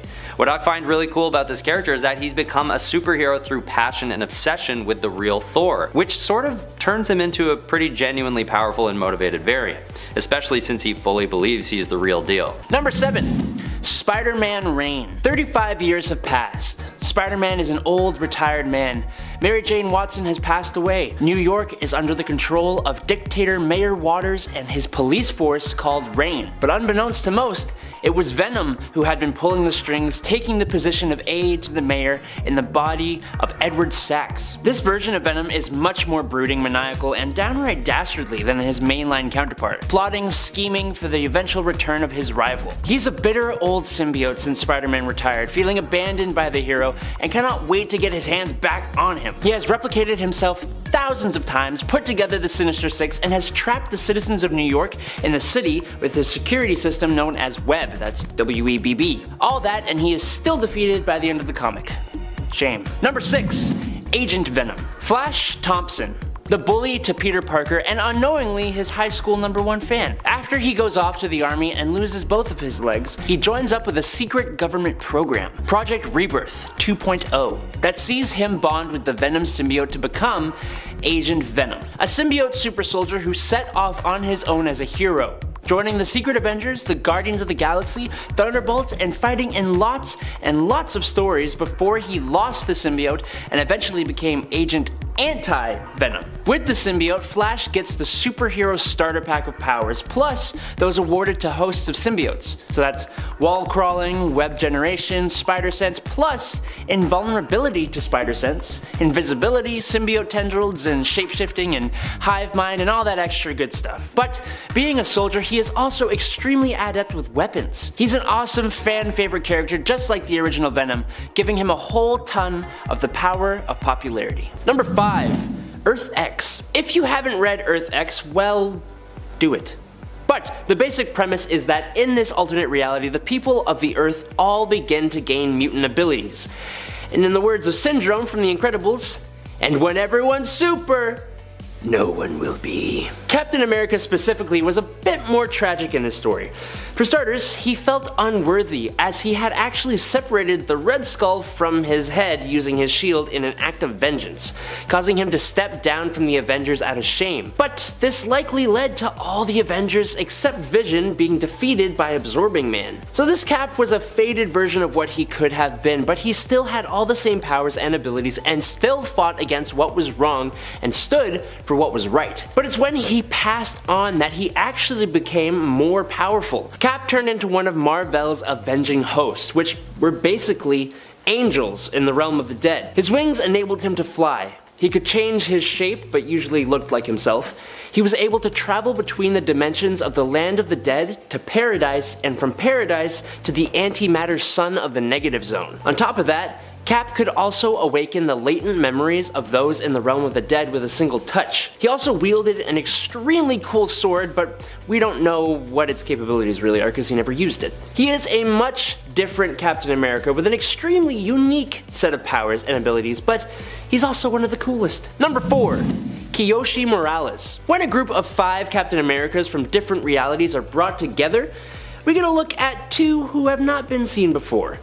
But the one I want to talk about here is Kiyoshi Morales, the great grandnephew of Luke Cage, and he is the 25th century's Commander A. Kiyoshi is a much more physically imposing character, standing at what looks like almost 7 feet tall, and he was definitely the biggest among the Captain Americas gathered by Toth Key in Captain America Corps number 1 from 2011. Instead of a vibranium shield, Kiyoshi's suit can generate energy shields on each arm, which resemble the normal Captain America vibranium shield. His suit is much more advanced as well, as you'd expect from the 25th century Captain America stand-in. For example, it features a neuro web, which allows him to tap into the wireless systems and stored information of the world. He had all the enhancements we'd expect, and he is just a super cool character who I really hope we get to see in the future. But for now, he is definitely my favorite of the members of the Captain America Corps. Number 3. Ultimate Universe. In the Ultimate Universe, it seems that Captain America's treatment with the Super Soldier Serum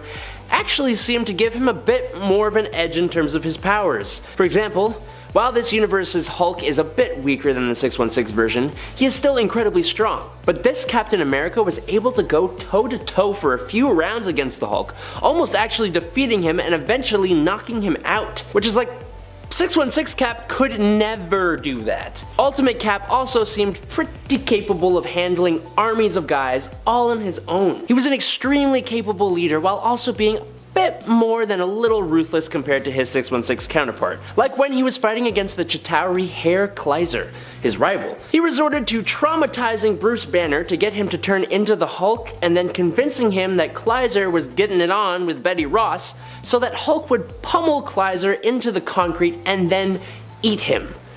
That kind of wholesome stuff. Nice. Number 2. Soldier Supreme. A cap-wielding Mjolnir? Cool.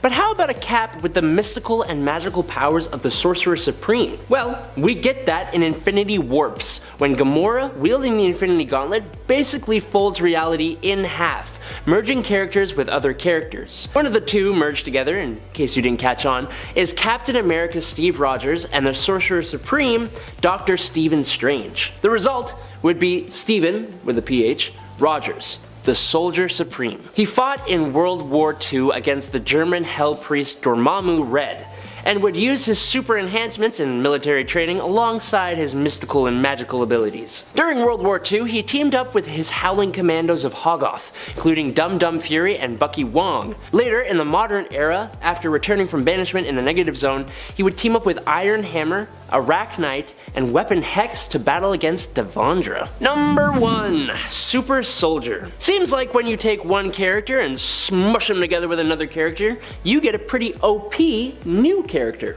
Like Soldier Supreme, or Cap-wielding Mjolnir, or even Danielle Cage to a degree. But what if you took Captain America and you fused him together with one of the strongest characters in all of comic books? Well, in the Amalgam universe, where Marvel characters are mixed in with DC Comics characters, we got Super Soldier. And if you haven't guessed by now, this is Captain America mixed together with Superman. When Clark Kent volunteered for the Super Soldier program, he was injected with a Super Soldier serum containing cellular kryptonite samples from an alien, while also being doused in solar radiation. The result was a power set unheard of for any other Captain America. Super strength over 1 million tons. Invulnerability to everything but Green K, as it's called. Superhuman stamina to the point of being completely tireless. He can fly at speeds of around Mach 10.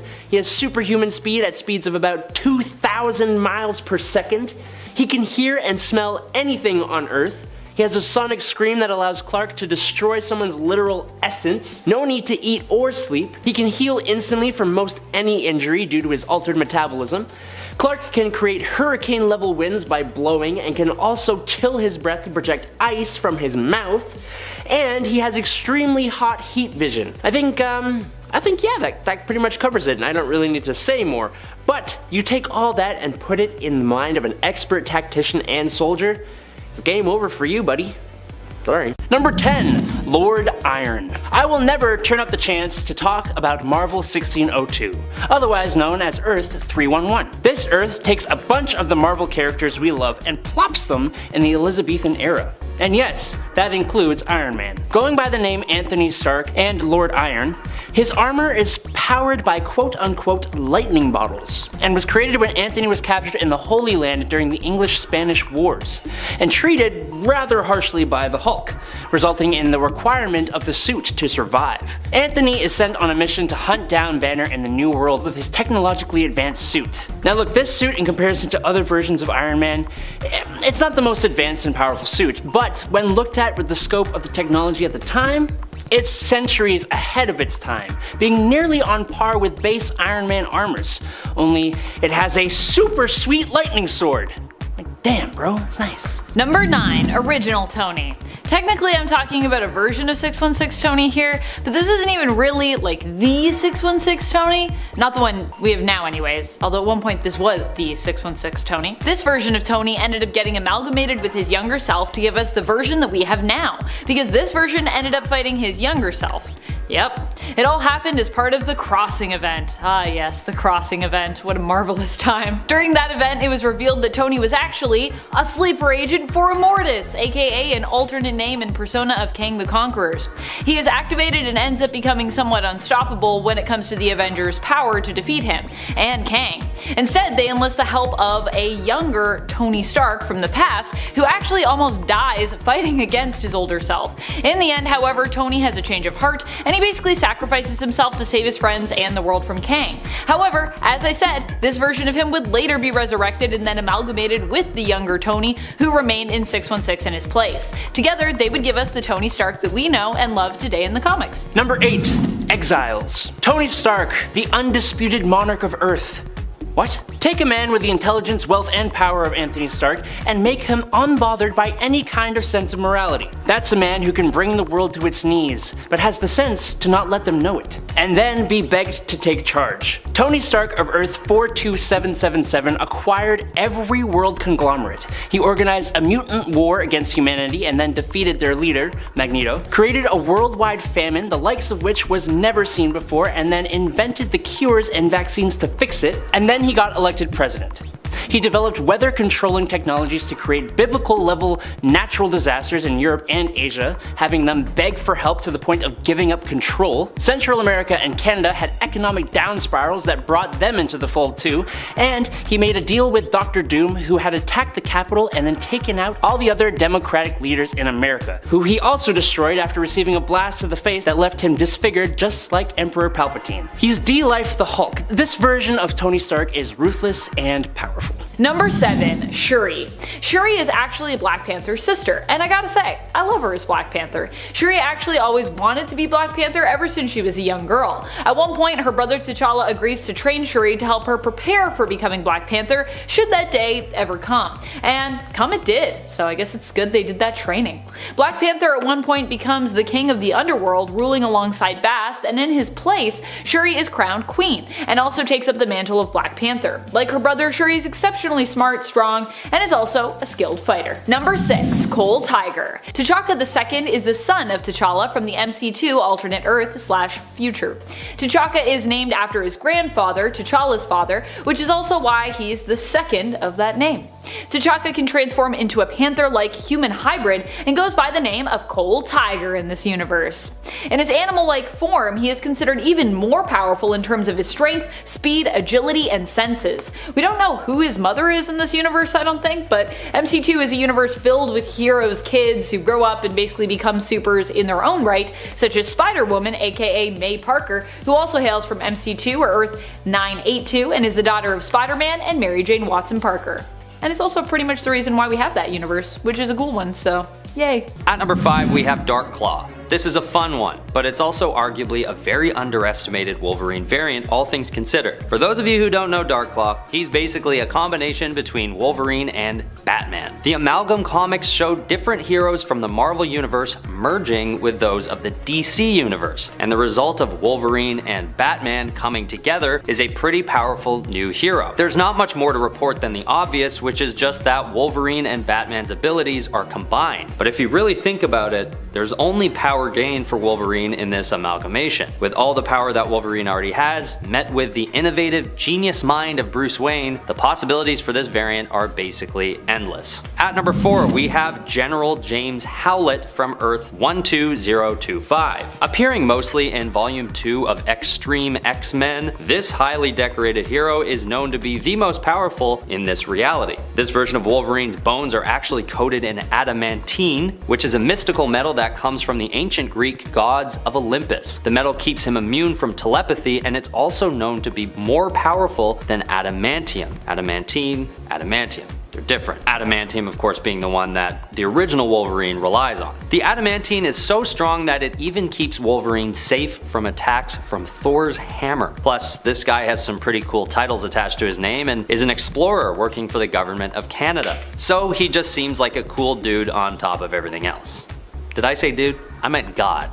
He's basically a god. At number 3 we have Weapon H. So this variant is the result of what happens when you mix together Wolverine and the Hulk into one guy. And what you get is a superpowered Hulk with an adamantium skeleton and of course the retractable claws. But he still has the ability to switch back to his human form on command despite his frame being coated in the metal. The only downside for this variant that I could think of is the same thing that gives the Hulk a disadvantage. His rage can sometimes be too much for him to handle, keeping him from making sound tactical decisions at times. But regardless, the sheer power that this variant holds is enough, as Dr. Alba theorizes, to kill every living thing on Earth. This is a relatively new character, so I'm interested to see where he goes.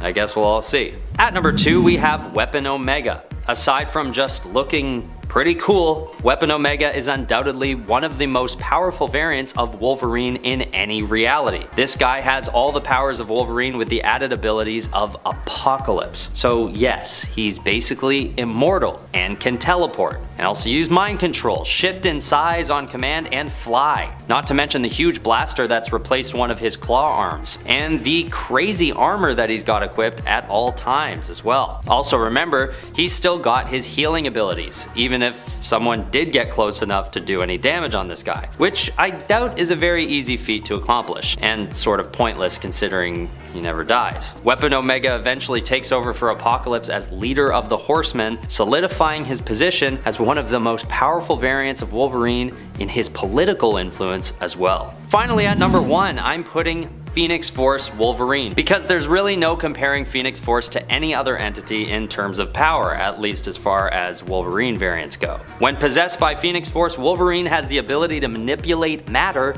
at will, as well as warping reality and the fabric of the multiverse. Not to mention, if he wanted to, he could do what Dark Phoenix does and gain more power by consuming the energy of stars throughout the cosmos, if he so chooses. It's almost like his adamantium claws don't really add any extra gusta to his power set at this point, because instead of taking a stab at someone, he could just, you know, think about them being a pile of ashes and it would happen. He's such a powerful variant that he eventually reigns over the cosmos in a future alternate reality, something that old King Thor observes for himself. So yeah, Phoenix Force Wolverine at number 1. Number 10. Deceased. After the Justice League defeated Darkseid, he somehow managed to discreetly abduct Cyborg and take him to his homeworld of Apocalypse. There, it was revealed that a half of the anti-life equation was contained inside Cyborg. Darkseid sought to merge the half of the equation inside Cyborg with the half he already possessed, but Desaad warned that combining the two halves inside Cyborg would likely kill him. But Darkseid don't care, so he tried to do it anyways, which resulted in a corrupted anti-life equation that became a techno-organic virus and infected Darkseid. Darkseid, upset, shot this infected Cyborg back to Earth, where he automatically connected to the World Wide Web, instantly infecting every single person who was using it with the virus, and chaos immediately erupted. While he kind of unintentionally put a zombie-like plague on the world, he did try to save it in the end. Keyword try. Number 9. Aquaborg.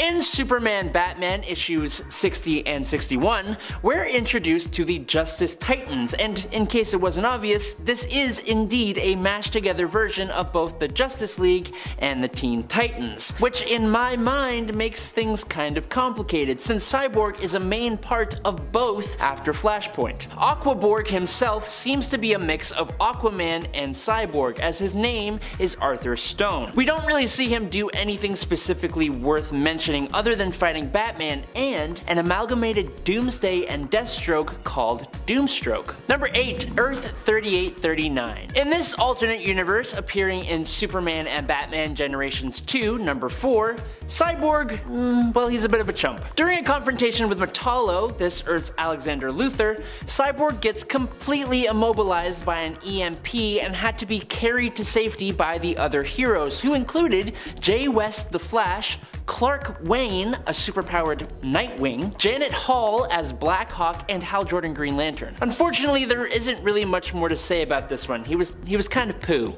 but at least the story was cool. Number 7. Red Robin from Kingdom Come. In the Kingdom Come story, Superman and the other Justice League members are forced out of retirement to combat a new, dangerous generation of heroes. This future version of Richard Grayson actually became the first ever Red Robin in his middle age, but not as a sidekick to Batman. Instead, he was part of Superman's Justice League. He played a similar role to Batman as part of this league, being like a stealthy hand-to-hand combatant. This version of Grayson also has a daughter with Starfire from the Teen Titans named Mari Grayson, who goes by the hero name Nightstar. Kingdom Come is considered one of the best graphic novels of all time, and I'm glad Richard is a part of it, especially since it brought us the awesome Red Robin costume. Number 6. Cute Batman. I'm sorry I call them Cute Batman, but honestly, look at him, he's kind of adorable. On Earth 42, all the superheroes appear to be these little kid-like versions of their normal counterparts. Here, Dick Grayson has gone on to take up the Batman mantle after this world's Bruce Wayne was killed by a villain from an alternate reality called Super Doom. Now, Dick acquired the Multiversity guidebook, which detailed DC's current 52 universes, and using it, he teamed up with various Batman and helped to bring the heroes of the multiverse together. All the little heroes of this world eventually discovered they were actually androids under the control of the Empty Hand in order to spy on the House of Heroes. Still adorable though.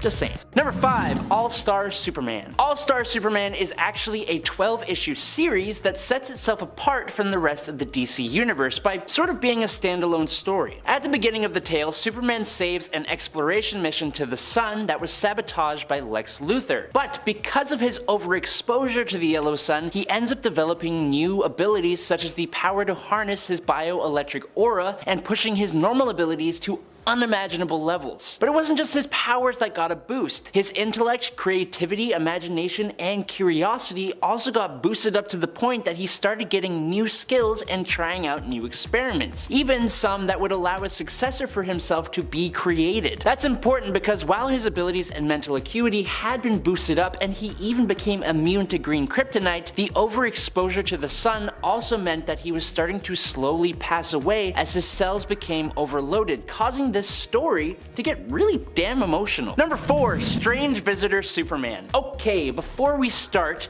technically this Superman is not canon, but he is truly one of the more powerful versions of the character. In his story, Superman outlives everything in the universe, living for literally billions and billions of years. He lives so long and gets so powerful that he gains new abilities like being able to split himself into thousands of copies that allow the hero to do what he does best throughout the universe. He outlives all the gods, cosmic entities, mortals, angels, demons, and everything. He watches countless civilizations rise and fall and learns an insane amount of skills like telepathy.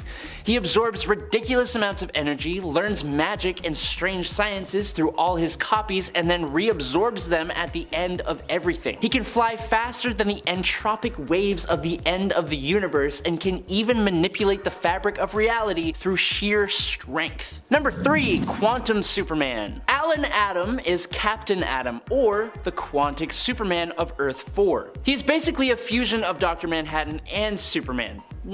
Sort of. Adam obtained his powers when he was present at an experimental uranium engine that was being tested, which then exploded, turning him into a disembodied mind with no natural division in his perception of time, meaning he perceives the past and the future as a single entity. He has some insane abilities. He has the ability to change his own size, levitate, and telekinetically restructure matter, which he used to construct himself a new physical body after his original body was destroyed. Using quantum superposition, he is able to generate copies of himself. He's able to perceive and manipulate reality on at least an 8th dimensional level, and also possesses quantum sense, making him capable of knowing potentially everything. He is also responsible for merging the minds of both Superman and Ultraman in order to operate the next spot on this list. Number 2, Cosmic Armor Superman. Cosmic Armor Superman is basically a thought robot that eventually became one of the strongest versions of Superman, even though it might be one of the weirdest ones of all time, and depending on your viewpoint, you may not count him as a version of Superman at all. I respect that viewpoint, but he always comes up when people talk about the strongest versions of Superman, so here he is. This creature is somewhat strange in the sense that it isn't quite human, but it isn't quite artificial as well. The thought robot was created so that Superman and the antimatter universe Ultraman together could battle something stronger than they could ever normally face on their own. After the battle was done, the thought robot eventually merged with the entire universe's consciousness, but let me just list the powers that he has here. His powers include reactive evolution, quantum manipulation, plot manipulation,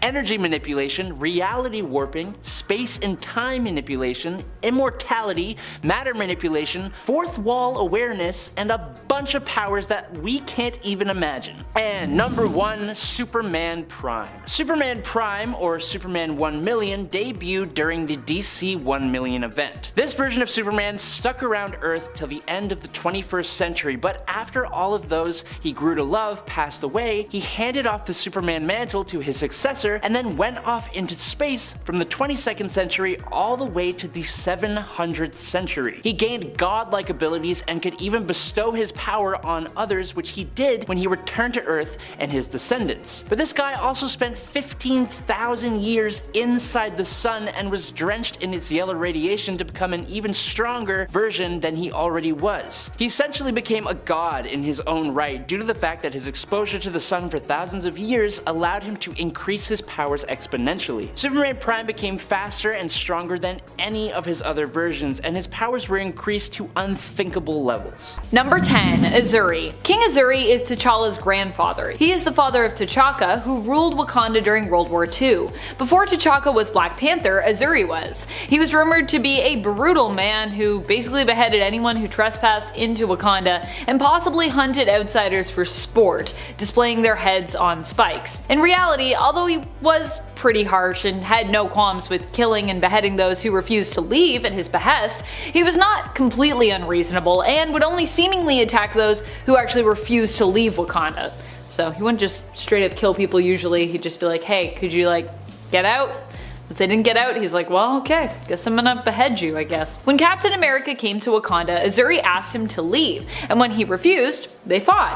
However, it was through this meeting that Azuri would gain some tolerance and respect for outsiders in his land, believing that Captain America could actually be a really good symbol for the US, like Black Panther was for Wakanda. Azuri has powers similar to the Black Panthers who had come before and after him, but was well known for his ruthless nature, having no problems with killing his opponents when he needed to. Number 9.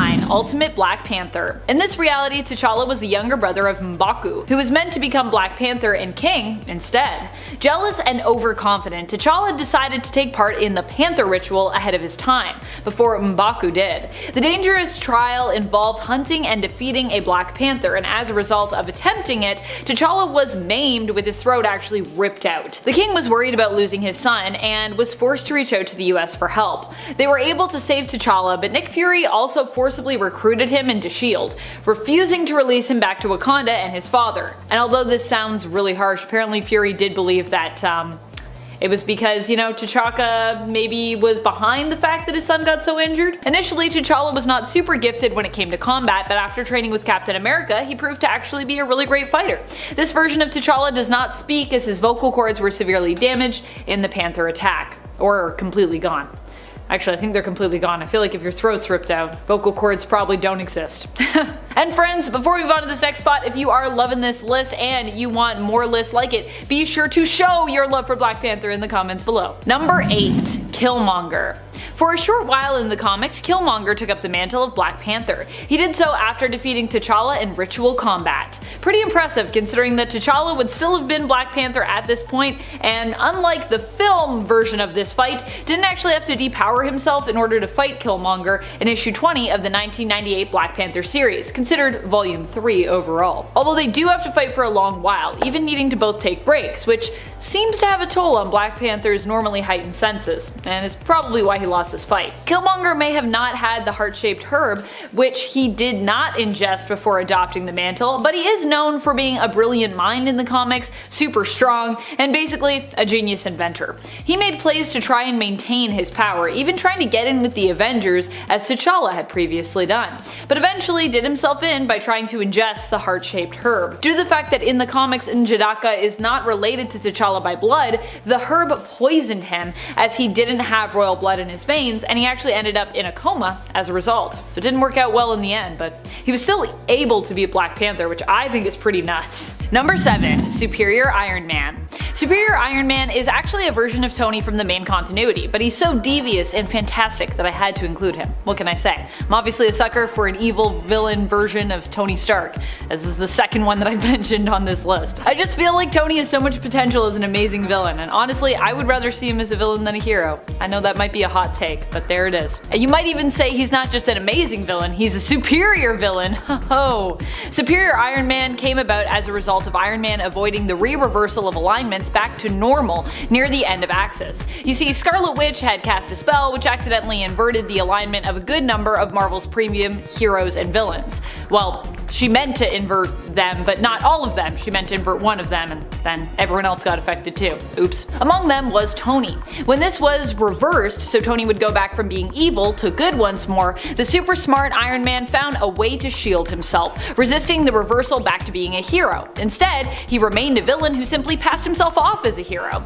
This version of Tony isn't just smart, he's diabolical, and his lack of ethics means he's willing to do things that his regular, more heroic 616 self wouldn't. Number Number 6. Ultimate Universe. Having your mind and body altered by an Infinity Gem sounds like it could go pretty much anywhere. But fittingly, for Tony Stark, it led to him being able to physically and mentally interact with pretty much any computer ever. That's a pretty good ability for someone who flies around in a technological suit of armor. The Antonio Stark of Earth 1610, or the Ultimate Universe, has basically become part man, part machine, being able to project his mind into computers and androids, allowing him to be nigh unkillable.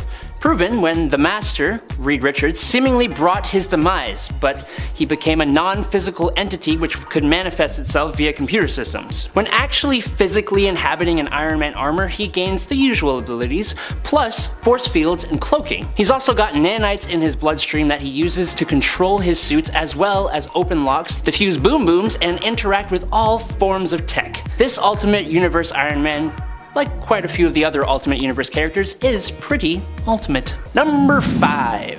Venom-Hulk.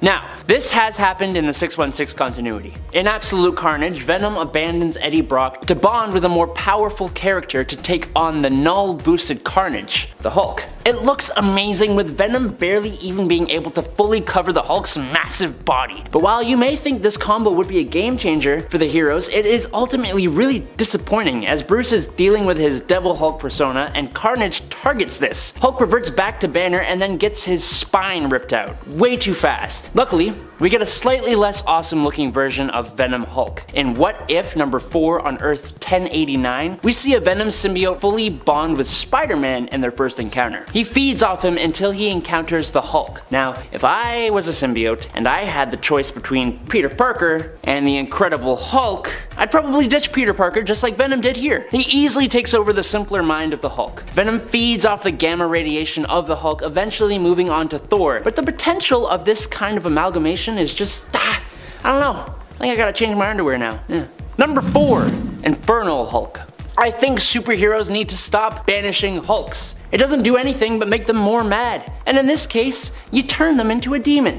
In the universe of Earth 11638, Bruce Banner has become the Sorcerer Supreme after being Doctor Strange's apprentice. And to sidetrack for a moment, could you imagine Bruce Banner running around like Mickey Mouse in the Sorcerer's Apprentice?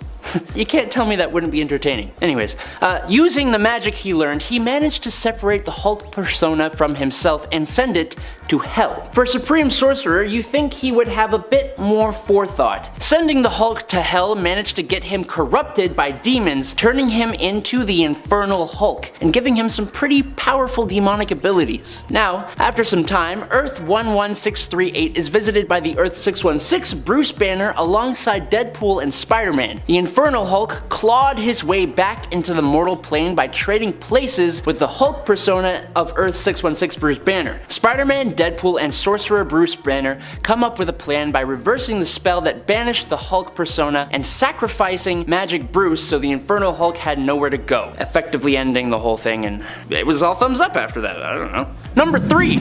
Maestro.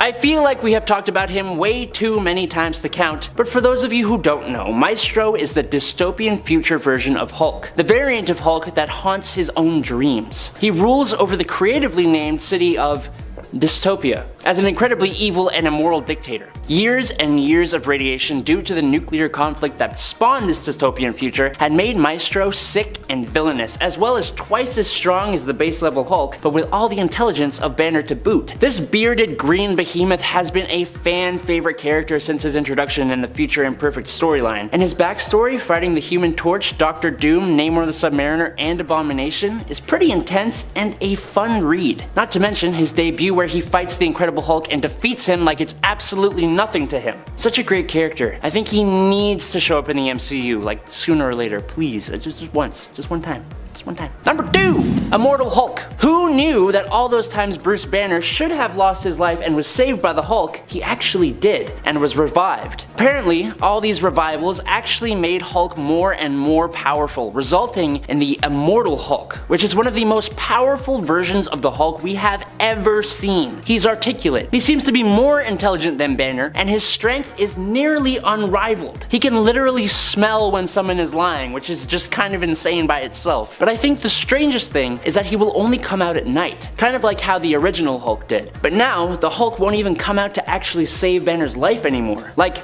when Bruce caught a bullet to the head and was actually lifeless on the ground until nighttime came and the Immortal Hulk came out. The Immortal Hulk storyline is also incredible, and you should absolutely check it out. But just to warn you, while the art is really good, it can be really graphic and kind of freaky at times, so you've been warned. Number 1, Breaker of Worlds. I said the Immortal Hulk was the most powerful Hulk we have been shown, but there is an alternate one shown in the same Immortal Hulk storyline that kind of tops everything else, like ever. In Immortal Hulk, we meet the one below all, the representative of all destruction and death in the Marvel Universe, and the antithesis to the one above all, who is basically God. He is an incredibly powerful being who is thankfully trapped in the below place, and exists through gamma mutated characters like the Hulk and Abomination and all those guys. But not on Earth TRN 781. In this reality, the one below all managed to destroy the soul of Bruce Banner and take his place inside the Hulk's body, possessing the Hulk. This possessed Hulk goes on a mission of destruction, removing crazy powerful characters like Franklin Richards and Galactus, and consuming them to gain their power, becoming more and more powerful, until he found the sentience of the 8th cosmos, and did the exact same thing to him too. Fast forward about 10 billion years, and the Breaker of Worlds had destroyed all life and all planets in the multiverse. But now we move on to the 9th cosmos, I think that's how that works. I really don't know. All I know, or even understand, is that this version of the Hulk is massive, bigger than the biggest planets, which he destroys with his giant emerald fists. He is empty and hollow and utterly terrifying. A godlike being who transcends understanding. He's sweet. You should check him out. Number 10, Peter Parker of Earth 92100. You'd think the addition of extra arms for a Spider-Man would be an added benefit. When it happened to Peter in the 616 universe, he panicked and got rid of it with the DNA of Morbius. Understandably. But on Earth 92100, Morbius did not live long enough to help Peter, being eaten by sharks of all things. And since no one else could, Peter kinda had to just deal with it. Turns out, during a fight with Doc Ock, after Peter embraced his extra appendages, they actually give him a distinct advantage. They actually grant him much more strength and agility, and using them, he is even able to save Gwen Stacy from her demise. Unfortunately, they don't really protect him from the Inheritors. Spider Limbs here sacrifices himself to save Spider-Man 2099 and Lady Spider in Spider-Man 2099 Volume 2 Number 6 in 2014. Number 9. Spider Assassin. Do you know how effective Spider-Man would actually be if he was a little less moral but still a crime fighter? Pretty effective. And while we've seen a few different examples of this, I chose to pull from What If? Spider-Man vs. Wolverine number 1, where we are introduced to Spider Assassin. In his universe, with great power comes great responsibility and greater enemies, which led this Peter of Earth 8351 to leave New York to protect his family. He joined up with Wolverine, and likely because of this friendship, he is much less opposed to sending criminals to the afterlife. He's also almost always serious, not resorting to quips and jokes to cope with situations anymore, which is reflected in his costume, which is a much darker look, especially with those black eyes. I really dig it. His web shooters have also been shown to shoot black webs in some panels, and they also include firearms. He is an effective addition to the Spider Army when it was formed, and an extremely effective Spider-Man indeed. Number 8, Spiders-Man. Alright, yeah. Nope, not a fan of this one. You ever seen those videos of people finding spider nests where it's literally a swarm of spiders? Yeah, okay, imagine that, but they're superpowered and come together to take on a human form. Now you've got the terrifying Spiders-Man, which, side note, that's a great name.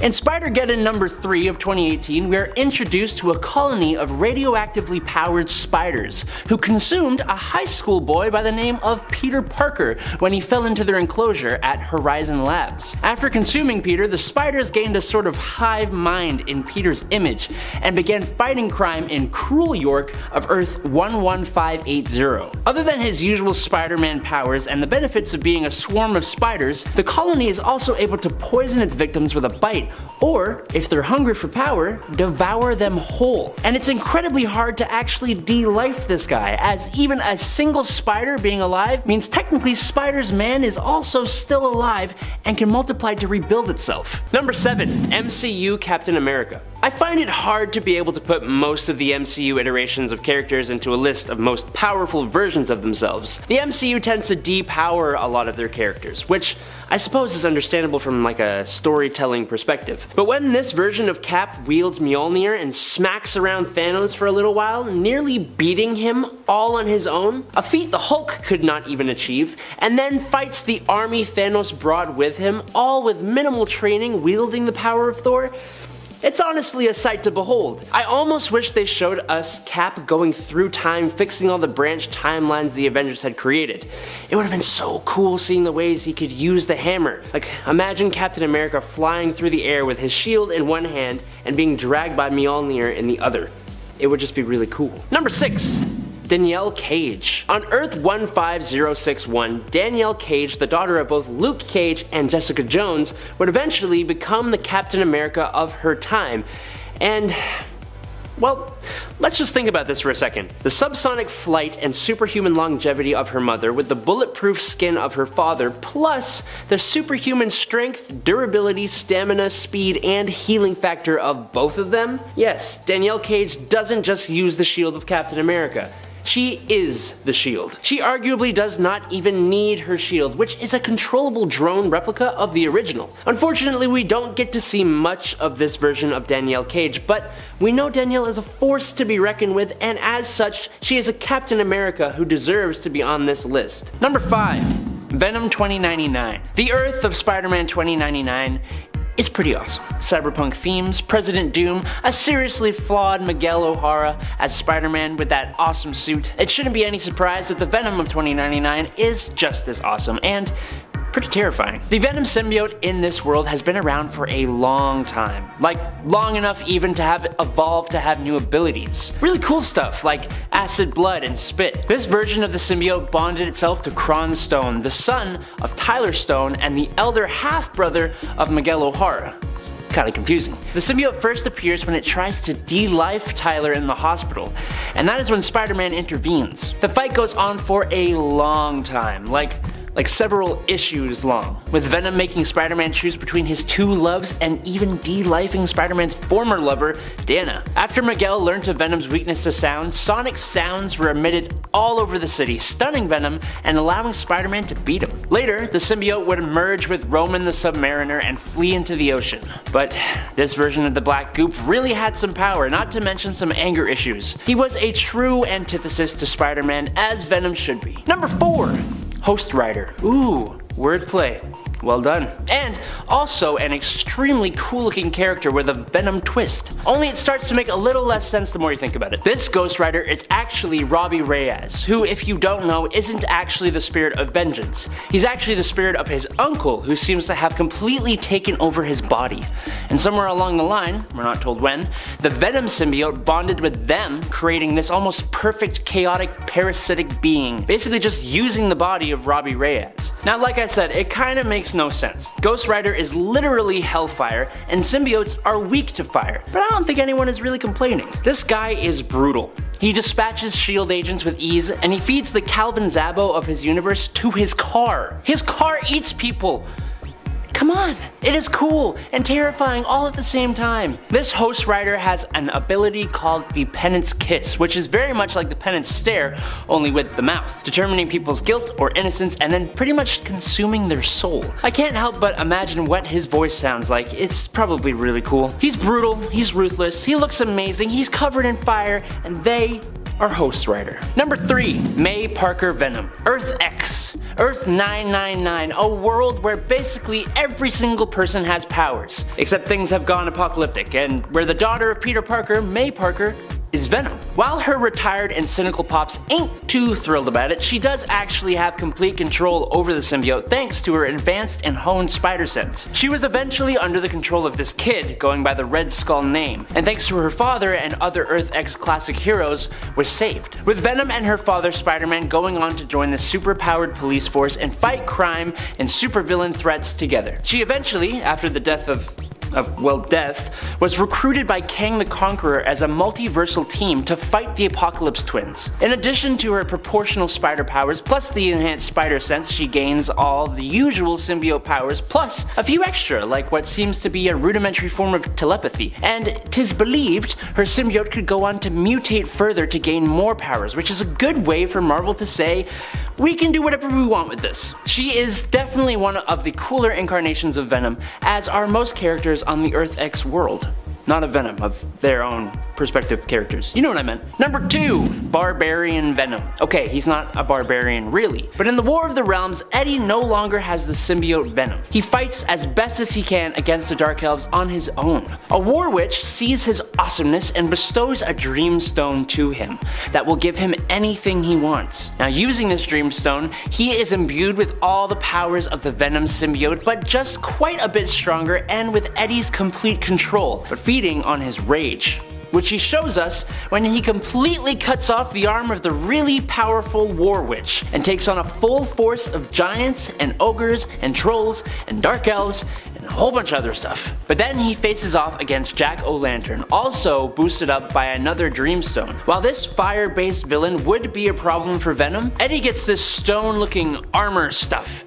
And this is where we get the Viking barbarian looking Venom. Because he literally looks like a barbarian with a crazy horned helmet with a big axe with all these runes, and he's just so badass. He completely unlocks the seemingly unlimited amount of power from this Dreamstone, just going to town, and he even bonds the symbiote to civilians who join in the fight against the Dark Elves. Eddie literally calls down lightning on Jack-O-Lantern. He's wild. And eventually, this Dreamstone symbiote thing corrupts him a little bit and he gives it up, but damn, I love this story.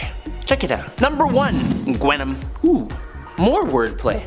Even nicer. But she hasn't just got wordplay on her side. No, Spider-Gwen of Earth 65, or Ghost Spider, which is way better, has easily one of the best costumes of all the Spider heroes. Throw in a healthy dash of a symbiotic monster from outer space, notorious for giving great fashion advice, and, well, look at her. She's absolutely amazing. On top of that, Gwen sort of relies on Venom for her powers, since her original powers started to fade. But while that sounds bad, Gwen has actually learned to find a very healthy balance with her symbiote. The symbiote itself enhances whatever emotions the host has, right? So when she first bonded with Venom, thanks to a corrupt Matt Murdock Kingpin who she was forced to team up with, she was rage-fueled and looking for revenge against the Rhino for attacking her father, and eventually against Murdock himself. But over time, she realized that she needed to control that and give Venom better qualities to enhance, in order to control and find balance with the symbiote. In a way, Venom actually helped her to become a better hero, all while still retaining that really, really sweet suit. Mwah! Chef's kiss, Gabella. Mwah! Number 10, Dark Multiverse Superman. Now, I don't know if this is laziness, but the Dark Universe version of Superman doesn't really get much justification as to why his mind snapped and he killed millions of people, his own family, and most of the other superheroes. The Batman of this universe, after seeing this Superman kill his own wife, and after he cuts off Batman's arm, decides that this guy just ain't it. And he transformed himself into a doomsday Batman hybrid called the Devastator, and smashed down this Superman, poisoned him, and impaled him on spikes. A quick evil Superman story, but it was in service of an amazing Batman story. Number 9, Lex Luthor Superman. Okay, this evil Superman isn't technically Superman, but when Superman and Doomsday are both killed by each other, Earth Prime's Lex Luthor returns to Earth after getting bored of being the new Darkseid on Apokolips, and learns of Superman's demise. Lex Luthor, with the help of his superpowered armor, steps in and makes himself the new Superman. I mean, not really Lex, but sure, we'll just give this one to you. Now, he had some good intentions, but it's Lex Luthor. He wasn't exactly the best person for the job. After having multiple falling outs with the new real Superman, pre-Flashpoint Clark Kent, he gave up the title of Superman and started acting as an independent hero, and sometimes a villain. Number 8, Parallax Superman. In this story, Parallax, the physical embodiment of fear, took over the body of Kal-El, making him submit to Laxi by torturing children, and uses this Kryptonian's powers to confront Sinestro, who traps the cocky super entity and teleports him to the caves of Quard, where Sinestro tries to take Parallax out of Superman's body for his own evil plans. But surprise! Parallax has already escaped Superman's body, and a battle ensues between Sinestro and Parallax, leading to the surface of Quard. Superman escapes from the caves and in a last-ditch attempt to defeat the entity, steals Sinestro's power ring and coerces Parallax to swallow his super butt whole. Superman is a clever guy though. He traps Parallax inside the power ring and the day is saved. Gosh, a lot of plot twists there. Number 7. Hank Henshaw. Hanky Boy here was already a villain of Superman's from past stories, but when Superman was killed by Doomsday, Hank, unable to directly get revenge against Superman himself, decided to attack his reputation instead. Come on, man. He's already dead. Not cool, dude. Not cool. After creating a Kryptonian cyborg body using the birthing matrix, he took on the guise of Supes and went about destroying Superman's memorial plaque. Then he saved the president to get clout so the president would recognize him as the real Superman. Eventually, he and Mongol destroyed Coast City, and the real reborn Superman, with the help of others, defeated and discredited him. At least he looked really cool. Number 6. Overman. Now this version of our favorite red and blue man didn't end up in Kansas when he was ejected from Krypton. No. This Kal-El found himself in Sudetenland, Germany in 1938 and was acquired by a certain mustached fascist. With Kal and Kryptonian tech, the Reich were obviously able to win World War II and rule over the entire planet. Later, Overman would become disgusted with the stashed man when the Holocaust had been finalized, although he still served the state. It's kind of a weird set of morals there, dude. Eventually, he was cloned and received a love in the form of Overgirl, but after her death, he was completely heartbroken, and he supplied information to the freedom fighters who long opposed the fascists, which eventually led to the death of the new Reichman, the Justice League, and the city of Metropolis. With the grief of all these losses holding him down, he was overthrown by his friend. Damn.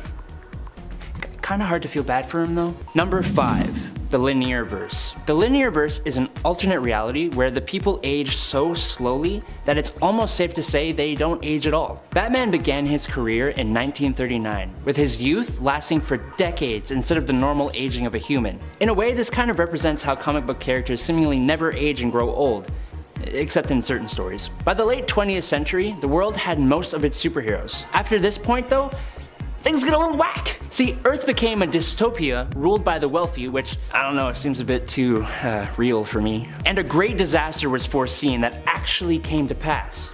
And the world became very similar to the one in the Earth AD story. Anthropomorphized animals had become the rulers of the planet, with humans devolving, save for Kamandi and a few others. Then, in the 25th century, humanity seemingly built a high-tech society, which saw the rise of Michael Carter, who is Booster Gold. In the 31st century, Earth became the base of the Legion of Superheroes, who were an interplanetary superhero team. This world is just a wild ride. Oh, and it first appeared in Generations Forge #1 in April of 2021. Number 4. The Metalverse. Okay, I know we're going to talk about the Dark Multiverse, but we haven't talked about, and we need to talk about, the Metalverse. So basically, after Perpetua defeated the Justice League, she gave Prime Earth to the Batman Who Laughs. He and his Dark Knights defeated all the heroes and then reshaped the Earth into his vision. Look at this super cool map! He turned Gotham City into a whole continent super city that is guarded by Joker dragons. He made his home Castle Bat, which is another version of Batman who became a sentient Gotham. There is a hell on Earth called the Hellscape, ruled by Wonder Woman. Arkham Wasteland, ruled over by Harley Quinn. A Superman-powered New Apocalypse prison where all the remaining heroes are held. Megapocalypse with a Rainbow Valley where all the Lantern Rings lay because no one is worthy that exists anymore. This version of Earth Prime isn't exactly an alternate universe, but it definitely sounds like it should be. Hey nerds! Just wanted to say thanks for watching. It means a lot to us. If y'all don't mind smacking that like button, it would help us out. And it helps YouTube know we don't suck. Okay, on to the top 3. Number 3. Green Lantern Legacy. Green Lantern Legacy is a one-shot comic from 2020, in which we are given an alternate Earth where the Green Lanterns of Earth were John Stewart, who we already know, and a Vietnamese woman named Kim Tran. Now, Kim Tran, like most of the Green Lanterns, was an awesome hero who never let evil escape her sight, in brightest day or blackest night. She was a pillar for her community too, helping people from all walks of life. And she even helped other Vietnamese immigrants feel at home in this new city. The comic, though, really follows Tai Pham, who is Kim Tran's grandson. as he takes up the mantle of Green Lantern from his grandmother, becoming one of the youngest Green Lanterns at 12 years old. We see him struggle with racism, bullies, his own fears, and against the Yellow Lantern. It's a great story, and it gives some well-needed Vietnamese representation to the DC landscape. Give it a read! Number 2, Deceased. You know how Marvel has the Marvel Zombie storyline? Well, this is basically DC Zombies. That's a bit of an unfair comparison though. The two stories are very different, with the DC version ultimately being slightly more grounded and emotional. In this reality, Cyborg has been captured by Darkseid on Apocalypse, and it's revealed that the anti-life equation lives inside him. When Darkseid tries to take the equation, it is instead corrupted, causing Darkseid to explode Apocalypse. But not before Cyborg was sent to Earth. Once he arrives, he inadvertently infects the entire world with the anti-life equation, which has taken the form of a techno-organic virus. This turns millions of people and a lot of metahumans into zombies. The story follows the survivors as they try to quell the threat and eventually leave the Earth to settle a new home. I kind of prefer this to the Marvel Zombie story. I don't know, it's a survival story instead of a funny zombie story. I like it. Sue me. Please don't sue me. Number 1, Dark Multiverse. First appearing in Dark Knight's Metal #1 in 2017, the Dark Multiverse is basically the shadow version of the regular DC universe that resides underneath the primary one. So there are negative versions of the 52 Earths of the regular multiverse, but it was also originally the World Forge, meaning it has so many more worlds. For example, there are worlds born from sentient life's hopes and fears. Honestly, each world here could take up a point on this list, but it feels like that's cheating a little. The World Forger was the master of this domain and created the Great Dragon, Barbados, to destroy unstable realities that couldn't join the Orrery of Worlds. Barbados, manipulated by Perpetua, rebelled and defeated the World Forger, creating the Dark Multiverse. A lot more happens after that, but I can't cover that in a 1-minute segment, so Dark Knight's Metal is an amazing story and it deserves your reading. In at 10, Hyena. Hyena, first introduced in Legends of the Dark Claw #1 from 1996, is a combination of DC's The Joker and Marvel's Sabretooth. He is the archenemy of Darkclaw, a combination of DC's Batman and Marvel's Wolverine. His real name is Creed Harley Quinn. The Canadian government initiated the Weapon X project. Logan and Quinn of the RCAF were both accepted as candidates for the project, along with 4 other volunteers. Logan's latent metamutant healing factor kicks in, which allows him to survive the adamantium crafting process, and Creed survives as well, but becomes a remorseless killing machine, exactly what the project was hoping for. Creed's sanity does not fare as well, and he eventually goes rogue, because of course he's going to.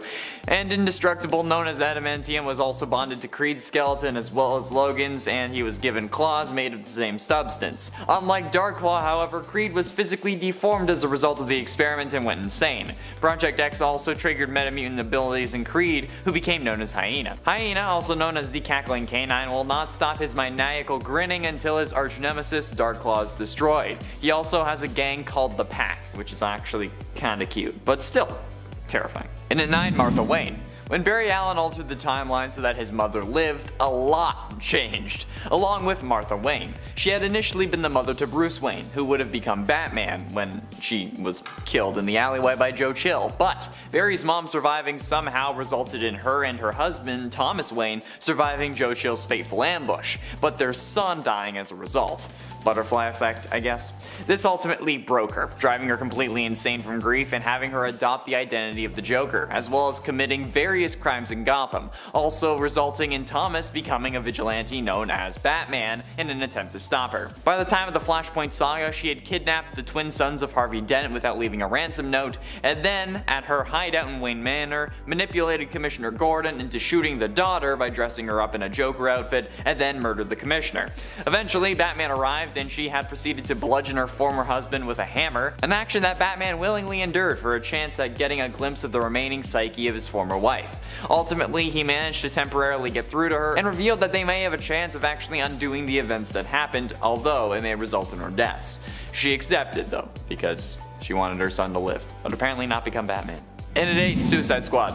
The The Joker is an infamously extreme and formidable psychopathic crime lord in Gotham City in this movie, being at the very top of the city's criminal underworld, greatly feared by all those other crime bosses and criminals. Though he is devoid of empathy or pity for anybody taking part in his wicked schemes, either by intimidation or fraud, the Joker used to adore his on-again off-again girlfriend and partner in crime Harley Quinn, doing his utmost to rescue her from Task Force X and the clutches of Amanda Waller, with eventual success. I mean, like, he was in the movie for like 5 minutes total, but like, it's better than nothing, right? For unknown reasons though, he later broke up with Harley, leaving her on her own and the target of many of his enemies. This version from the DCEU was certainly a darker and more brutal Joker than what we've been seeing in the comics now, not relying on Batman and being more willing to kill like he was in the golden age of comics, much along the lines of the 3 Joker revelation from the Mobius chair, since this version also killed Robin in the DCEU prior to the events of the movie. However, some also believe that the Joker is a mentally unstable version of Robin, which could be revealed to be true, but I don't know if they're actually going to reveal it and just let it be a theory. And yes, I was doing this to show the mask multiple times. And at 7, Emperor Joker. Emperor Joker was the form the Joker took after tricking Mr. Mxyzptlk into donating 99.99% of his powers to the Joker. He gave him 99.99% of his powers accidentally. As a direct result, he became near omnipotent and created a hellish world in his own image. At some point, the imp from the 5th dimension, Mr. Mxyzptlk, attempted to see what a member of the regular realm would do with his power and selected the Joker. He intended on only donating 1% of his power to the Joker, but the Mad Clown tricked him into revealing his true name and thus ended up gaining 99.99% of the powers, and proceeded to transform existence within 69 seconds. Nice. Into a realm made in his own image, which was a twisted caricature, and with everyone stuck in a loop.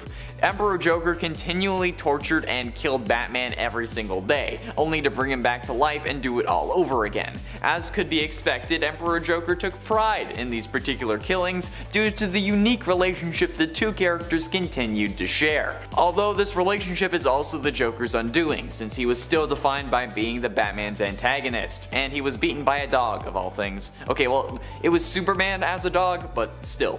Joker with near absolute power?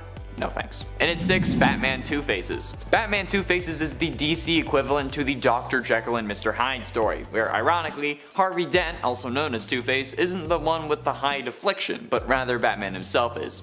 It's the year 1886. Bruce Wayne is organizing a gala to exhibit the Twilight Orchid, a rare flower with unique characteristics. During the day, the flower is exquisitely colored and perfumed and attracts a large amount of insects. At night, however, it turns into a weed, attracting only pests. I know a few people like that. Miss Pamela Isley, Bruce Wayne, Commissioner Gordon, and many of Gotham's finest attend the gala where Two-Face storms in and steals the flower. Bruce reveals that he had hoped to actually create a potion derived from the flower, which was retrieved from Miss Isley's dead hands. A potion which would cure Two-Face from his dual personality. Finalizing the potion, Bruce tests it on himself. He suddenly develops superhuman strength, agility, and a new sense of courage and purpose. He puts together a costume and sets off to battle crime on Two-Face's terms. However, this potion didn't only give him powers, it gave him another personality. The personality of the Joker. Yeah, that's right. In Batman Two-Faces, Bruce Wayne is the Joker, which is pretty frightening for sure. Number 5. Injustice Superman. The Superman of the Injustice universe has pretty much the same history as the baseline Superman, but when the Joker kidnaps the pregnant Lois Lane, it lures Superman into a trap of fear gas. In his poisoned state, Superman hallucinates his true love as the villain Doomsday and instantly attacks, flying Lois and his unborn child into space, killing them, and inadvertently causing a nuclear bomb to destroy his city, Metropolis. After suddenly losing his city, wife, and baby, Superman goes into an honestly understandable rage, bursting into the interrogation room where Batman is learning the true intentions of the Joker, and plunges his super fist right through the guy's chest. Following these events, Superman takes control of the Earth and rules it as a tyrant. Fortunately, Batman forms an insurgency to try and beat this corrupted Superman, eventually enlisting the aid of another Earth's Justice League, and I guess technically whoever plays the tied-in video game, to defeat him and save the day. Number 4.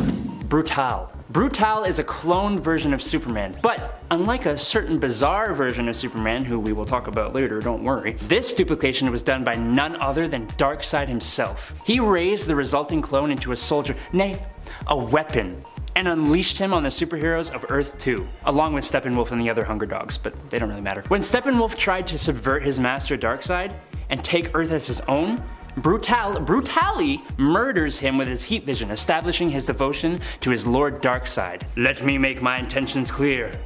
Hail Darkseid! Which is just a sweet line after you murdered a general of Darkseid. The Earth became lost to Darkseid's minions, and eventually, after a lot of other stuff, Kal-Zod, Earth 2's Superman, faced Brutal in combat, and after a furious battle, showed that Brutal was just an imitation, and a cheap one at that, as his body began to deteriorate, and the day was saved. Again. Hey guys, just wanted to say a quick thanks for watching. We hope you're enjoying the video. If you are, why not head on over to that pretty little subscribe button and give us a follow and a like. You guys are the reason we can even be here in the first place. Love you! Okay, on to the top 3. Number 3. Super Doom. On Earth 45, Lois Lane, Jimmy Olsen, and Clark Kent are scientists instead of reporters, and they use their smarts to build a machine that can turn thoughts into reality, which, I mean, how the heck did they think that was a good idea? I can think of 10 things right now that should never become reality. Anyways, using the aforementioned thought-to-form machine, they try to create a being called Superman, who would be capable of doing amazing things and who could save worlds. But when they are forced to sell their idea to Overcorp, they decide to rebrand and end up creating a monstrosity. Superman, the Last Night of Tomorrow, or Super Doom. With a corporate-fueled agenda of destroying all competition, Super Doom quickly becomes the strongest super being on its own planet, and then enters the bleed space to murder all other versions of Superman. Of course, bad guys never win forever, so after defeating and devouring multiple different Supermen of multiple different Earths, he was stopped by the Superman and Lex Luthor of Earth 22, who stranded him between universes. He's since been used in a few other storylines and remains one of the most formidable evil versions of Superman to this day.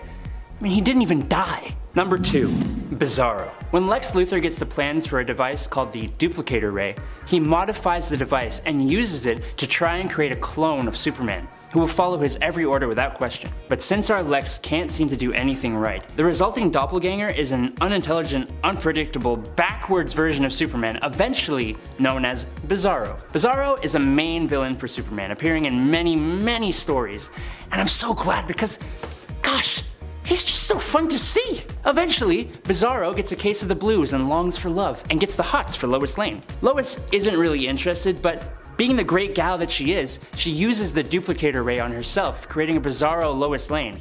And the two eventually leave Earth to settle another Earth-like planet they fittingly name Bizarro World. Or, and forgive me here, Hydra, which is Earth backwards, which they populate with more and more duplicates of themselves. But don't worry! They have pretty rock necklaces that say Bizarro and Bizarro Lois 1, so we don't get confused. Number 1. Ultraman. In the universe of Earth 3, things are a little turned upside down. Instead of being driven by the morals of good versus evil, the people of this universe are inspired by strength above all else. I can't really relate.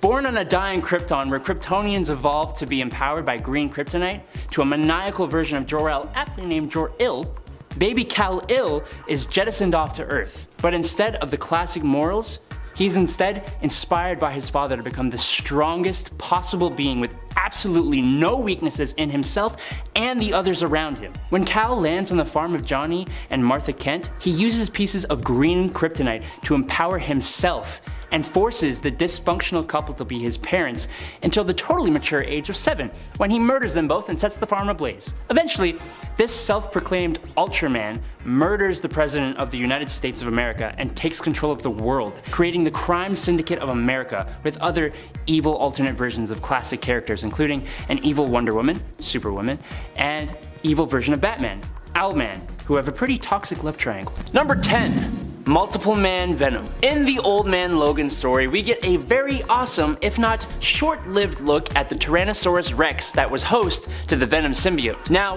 while that is an awesome idea, we learn nothing further about this Venom variant until Old Man Hawkeye, the prequel. In this story we see a Venom who bonds to the Madrox gang, who have kind of separated from James Madrox. After Venom bonded to the Madrox, they now use their power to duplicate themselves into an army of Venoms, vowing to track down Hawkeye, who had stuck the other Madrox members with plenty of arrows. An army of Venoms chasing you across the country would be terrifying. Luckily, with the help of his friends, Hawkeye is able to trick the symbiote into reducing its number to chase him into the forest, where he bonds with said T-Rex.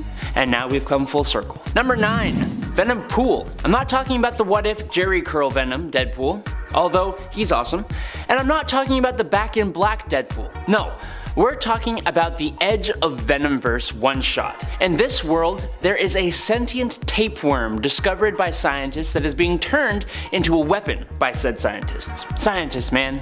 They never learn. Deadpool stumbles upon a lab where these tapeworms have taken over the bodies of the scientists here, and they begin to attack Deadpool. Now, lucky for him, there's just a Venom symbiote in a jar, and he breaks and bonds with it, and uses it to absolutely annihilate the tapeworms. He honestly ends up looking really cool, much more armored and alien looking than he did before, which I think there are a lot of allusions to the movie Alien in this comic, but I digress. Venom Pool basically goes around battling these tapeworms, helping delivering mothers and making balloon tapeworm animals for their kids. And he's killing it, until he's snatched away by Captain America Venom, taking him to join the Venomverse team. Number 8.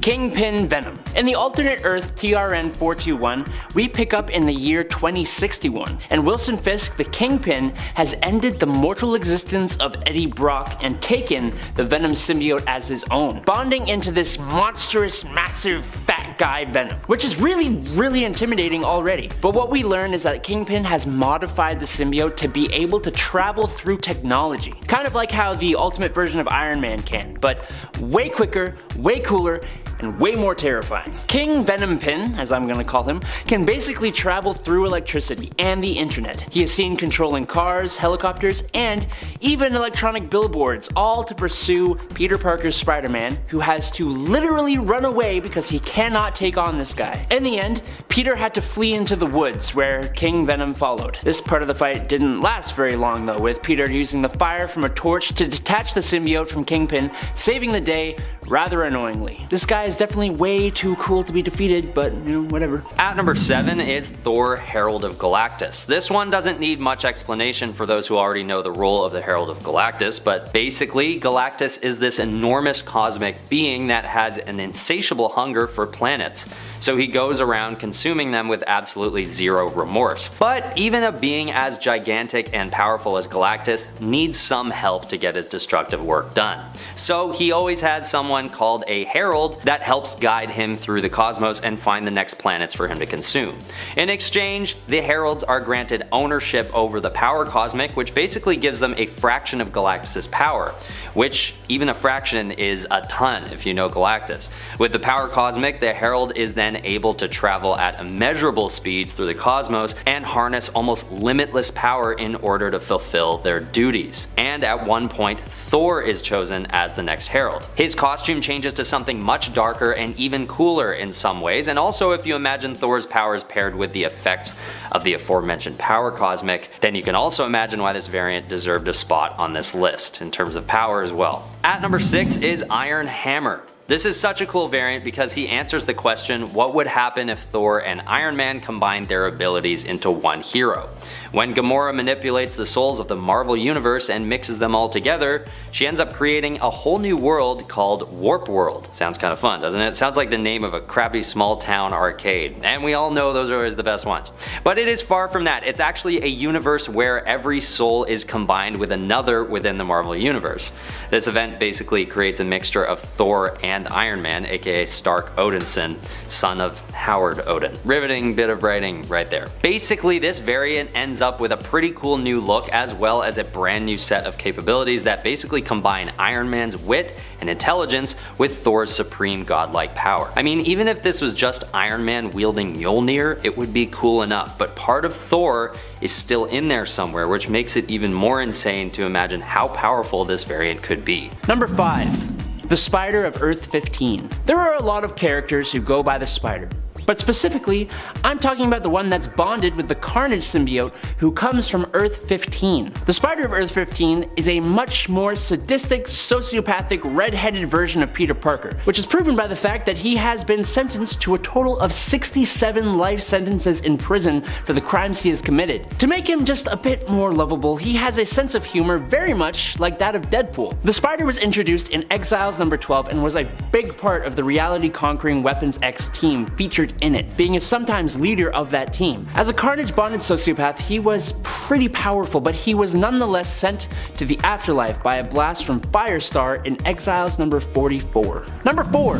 Poison. From one symbiote to another. Every time that pesky Venom symbiote would try to merge with Peter Parker, he would only get halfway before Peter could repel him. Now, what happens if Peter Parker is defeated by Venom, who completely bonds with him? In the What If Spider-Man the Other story, after Peter is defeated by Morlun and cocoons himself under Brooklyn Bridge, he is offered the chance to be resurrected by the Spider God. But instead of allowing this, he refuses and is ejected from his cocoon non-resurrected. Cut to Venom, who, being Spider-Man's crazy ex-girlfriend, senses what is happening and completely ditches his current host. He intercepts Peter's body and after months of struggling, fully bonds to Peter. Now, Peter has all the fully realized powers that come with being a symbiote, but he actually has stingers that are capable of piercing the skin of Luke Cage, which is pretty insane. Number 3. Spider-Hulk. The second Spider amalgam here. Spider-Man of the Immortal Hulk with Great Power story is granted the alter ego of the Hulk after Loki magically transferred the Gamma power to him. So it's Spider-Man's relative spider powers mixed with an unstoppable green monstrosity with the temperament of a toddler. It's actually really cool. Eventually, the power of the Hulk is switched back to Banner with the help of the Fantastic Four and Banner's own genius. It's a short little story that seems almost self-contained, but it's an insanely cool one, and a Spider-Hulk would be an incredibly powerful character if he were to show up again and had more time to hone his abilities and temper tantrums. Number 2. Ghost Spider. The last Spider-Man mashup with other heroes, but nonetheless possibly one of the most powerful potential mashups. Also, in my opinion, the coolest looking one. Also, it appears that Uncle Ben leaving this plane of existence is actually a really good thing. See, on Earth 11638, Ben never loses his life to a mugger, and he helps train Peter with his powers and helping him form Parker Industries. Peter and Uncle Ben end up building a machine that allows Peter to lure alternate versions of Spider-Man to this reality where he absorbs their powers to increase his own. That kind of took a dark turn, didn't it? But when he tried to do this to the apparently most powerful Spider-Man from Earth 616, he is de-lifed and his soul is sent to hell, where, with the assistance of the Infernal Hulk, he is fused with the spirit of vengeance, becoming the Ghost Spider. If you know anything about Ghost Rider, you know how actually insanely powerful he is, even going toe-to-toe with Galactus at one point. So yeah, this Spider-Man / Ghost Rider guy is potentially extremely powerful. Number 1. Cosmic Spider-Man. There was a point in time when Peter Parker of Earth 616 absorbed the Enigma Force and became the most powerful version of Spider-Man we have ever seen, even capable of punching the Hulk into orbit. In the mainline continuity, he doesn't have it for very long, but on Earth 13, he kept the powers and became the hero Captain Universe. So, this Peter Parker has all the usual Spider-Man powers, but also now has cosmic awareness where he can sense things on a subatomic level and from crazy distances. He has energy manipulation, giving him energy blast and flight. He also used his abilities to manipulate matter, making his webs as strong as adamantium, or even changing their shape altogether. His universe became a safe haven for all the Spider-Men when the Inheritors were hunting them, because Captain Universe could defeat them, and his cosmic powers are gone when he leaves that dimension. Unfortunately, he is consumed by Solus, who used the life force basis of his powers against him in Amazing Spider-Man number 11 in 2014. He's still cool though. Number 10. Earth 3. The post-Flashpoint Earth 3 is similar to its pre-Flashpoint Earth, but way better. This Earth is the birthplace of evil. The mentality here isn't good versus evil, it's more like just evil. Strength is respected more than anything else, with the weak basically being annihilated. Instead of the Justice League, Earth 3 is home to the Crime Syndicate of America, whose members include Ultraman, Superwoman, Owlman, Power Ring, Johnny Quick, Sea King, The Outsider, Grid, and John Johns. Earth 3 was reintroduced in 2013 and has played a part in Darkseid War in 2015, Dark Knight's Death Metal in 2020, and in 2021 it was reborn again in the Infinite Frontier story. Like I said, when we started, the DC universe is complicated, but what's remained the same since 2013 is that some of the coolest stories come out of Earth 3. Number 9, Earth 1. Earth 1 and the number 10 pick are probably the oldest of the Earths and universes on this list. Earth 1 first appeared in 2008 in its New 52 form, but it introduced a whole spectrum of readers into the DC universe, and sales for its comics were through the roof. So I believe it deserves a spot on the list. Here, superheroes are all younger, and they all just started their superhero careers. Superman, Batman, Wonder Woman, the Teen Titans, and Green Lantern all have graphic novels that take place on this Earth, and they are all just fresher takes on the almost overdone superhero origin stories. With the characters all being younger, it was also very easy for younger readers to relate to, and gave the characters conflicts that they wouldn't have faced as their prime Earth counterparts. Number 8, Injustice Universe. The Injustice Universe of Earth 22 is the universe in which the events of the Injustice video game and its related comics take place, and it first popped up in 2013. So here in the Injustice world,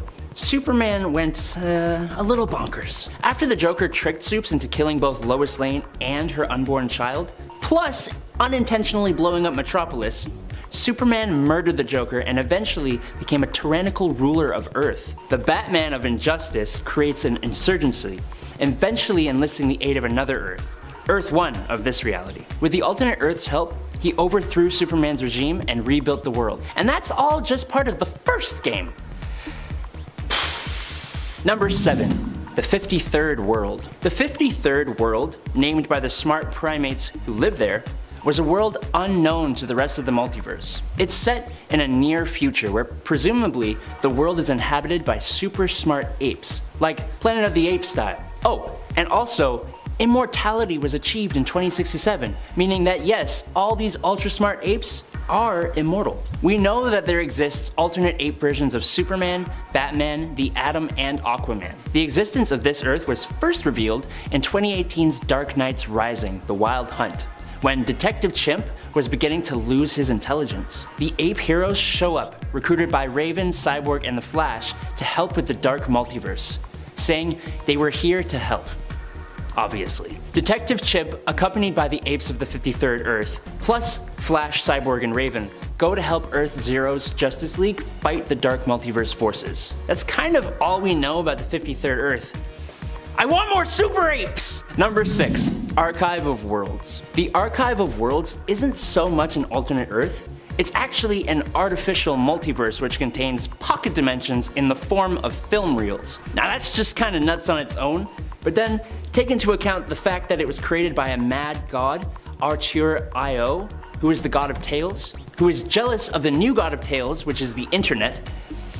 It's pretty nuts. He tried to steal the new god's soul and was instead encased in a Wayne Tech satellite where he created the Archive of Worlds. First appearing in Batman/Superman Volume 2, number 16 in 2021, the pocket dimensions include a world where Superman never came to be, as well as one where Batman never came to be, a world based on hell, a western world, a world based on the life of Alana Strange, and so many other unnamed worlds. Auteur.io eventually was cured by Batman, and he instead became Observer.io, which is a lot nicer. Halfway through into number 5, Batman Bloodstorm. At one point, Gotham City was attacked by a group of vampires led by Dracula. However, the vampires were defeated by Batman, who had become part vampire in the struggle. The Joker later lured the surviving vampires out of their underground lair and convinced them to allow him to be their new leader. The vampires accepted, and the Joker appointed a vampire named Creech to be his second in command. The Joker and his new gang then set out to conquer Gotham's underworld. Their first target was Cardona. The vampires ambushed Cardona and his thugs at their hideout, drank their blood, and transformed them into Night Stalkers like themselves. But yeah, you heard that right. The Joker of Earth 43 is Batman's archenemy, and a non-vampire leading a pack of vampires through fear. The ability to lead a group of vampires through fear is absolutely nuts, because like in every incarnation, vampires aren't really afraid of anything, aside from maybe other vampires or like steaks. Like nice medium steaks. That was a bad joke. You know what I mean, right? Like this is, how crazy is this version of the Joker to try to do that? I don't know. Like, holy damn. Or I guess unholy damn. Let's go on. And at 4, Dark Knight Returns. Like most incarnations, this Joker is a psychopathic mass murderer who is Batman's archenemy. Following Batman's retirement though, he gets confined to Arkham Asylum and falls into a catatonic state. But when Batman returns 10 years later, he comes back as well for a final showdown with the Dark Knight.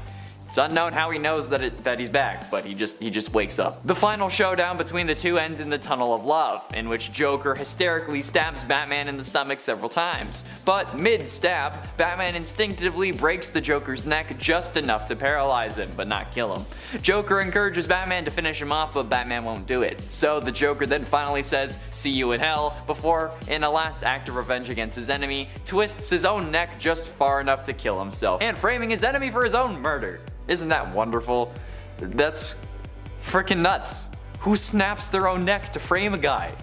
Okay? This is one of the freakiest scenes in all of comics. Like, what the living hell? And at 3, a serious house. In the world of Arkham Asylum, a serious house on a serious Earth, the inmates of Arkham Asylum have taken over and seized control of the staff. They're willing to release the hostages, but only if their one demand is met. Batman must be turned over to them and become one of their own. Commissioner Gordon informs Batman that the patients of Arkham Asylum have taken over the building and will kill the staff unless Batman agrees to meet with them, and the patients are of course led by the Joker, who kills a guard to spur Batman to obey his wishes. Two-Face meanwhile has degenerated even further into madness, and Batman is forced into a game of hide and seek, and told he has 1 hour to make his way through the maze-like corridors of Arkham and find a way out before his old foes are sent after him. Yep, yeah.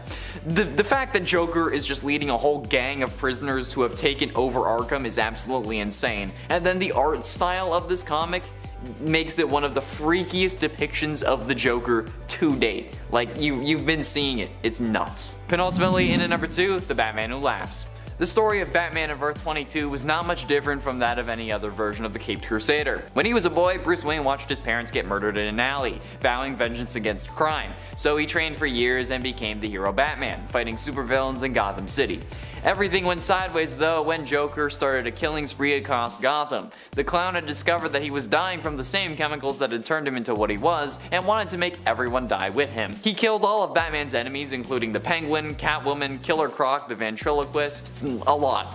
Joker also killed Commissioner Gordon, who accidentally sprung an acid trap on his notebook and it melted his face off. After bombing a hospital and recreating the scene of Bruce's parents killing in front of him multiple times, Batman lost control and broke the Joker's neck.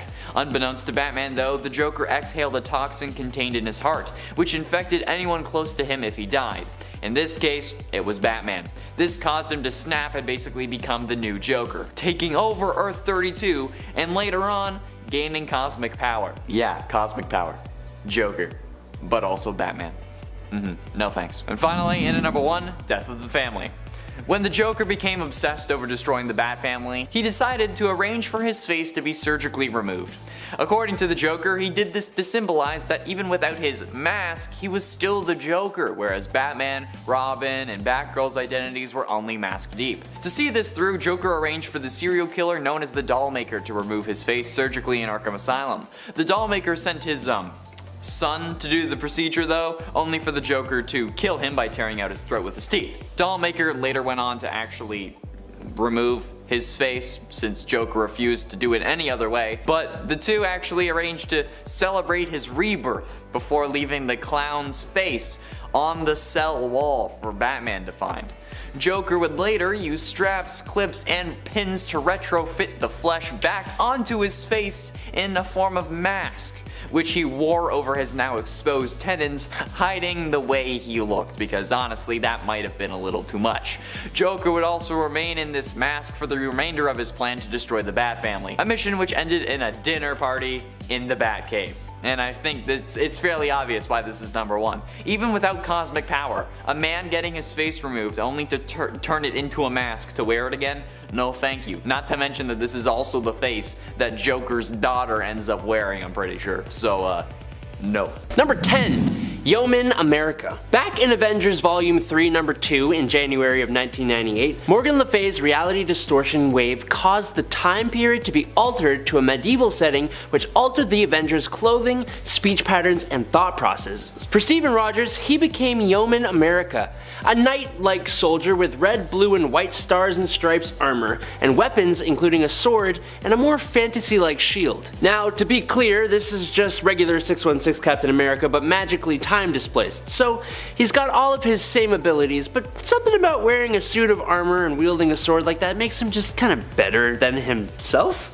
In my opinion, I don't know. Number 9. Hydra Cap. While this version of Captain America did appear largely in the 616 reality, he's actually technically from an alternate timeline created by a Hydra brainwashed cubic who used her reality warping powers to make Captain America his ideal self. Since she was being influenced by Hydra, his ideal self was a Captain America who grew up being made loyal to Hydra. This Cap would eventually supplant the real Captain America of 616 and would organize the second superhuman civil war, as well as Chitauri invasions on the Earth. He got promoted to Director of S.H.I.E.L.D. and influenced the legalization of the S.H.I.E.L.D. Act, which gave S.H.I.E.L.D. way more authority. He used this new power to basically organize a Hydra takeover of America, with Steve becoming the Hydra Supreme and bringing on the Secret Empire event. He was defeated by the proper version of Captain America, brought back by Cubic, but this Steve manipulated his way into an extremely high position of power, banishing mutants, imprisoning Inhumans,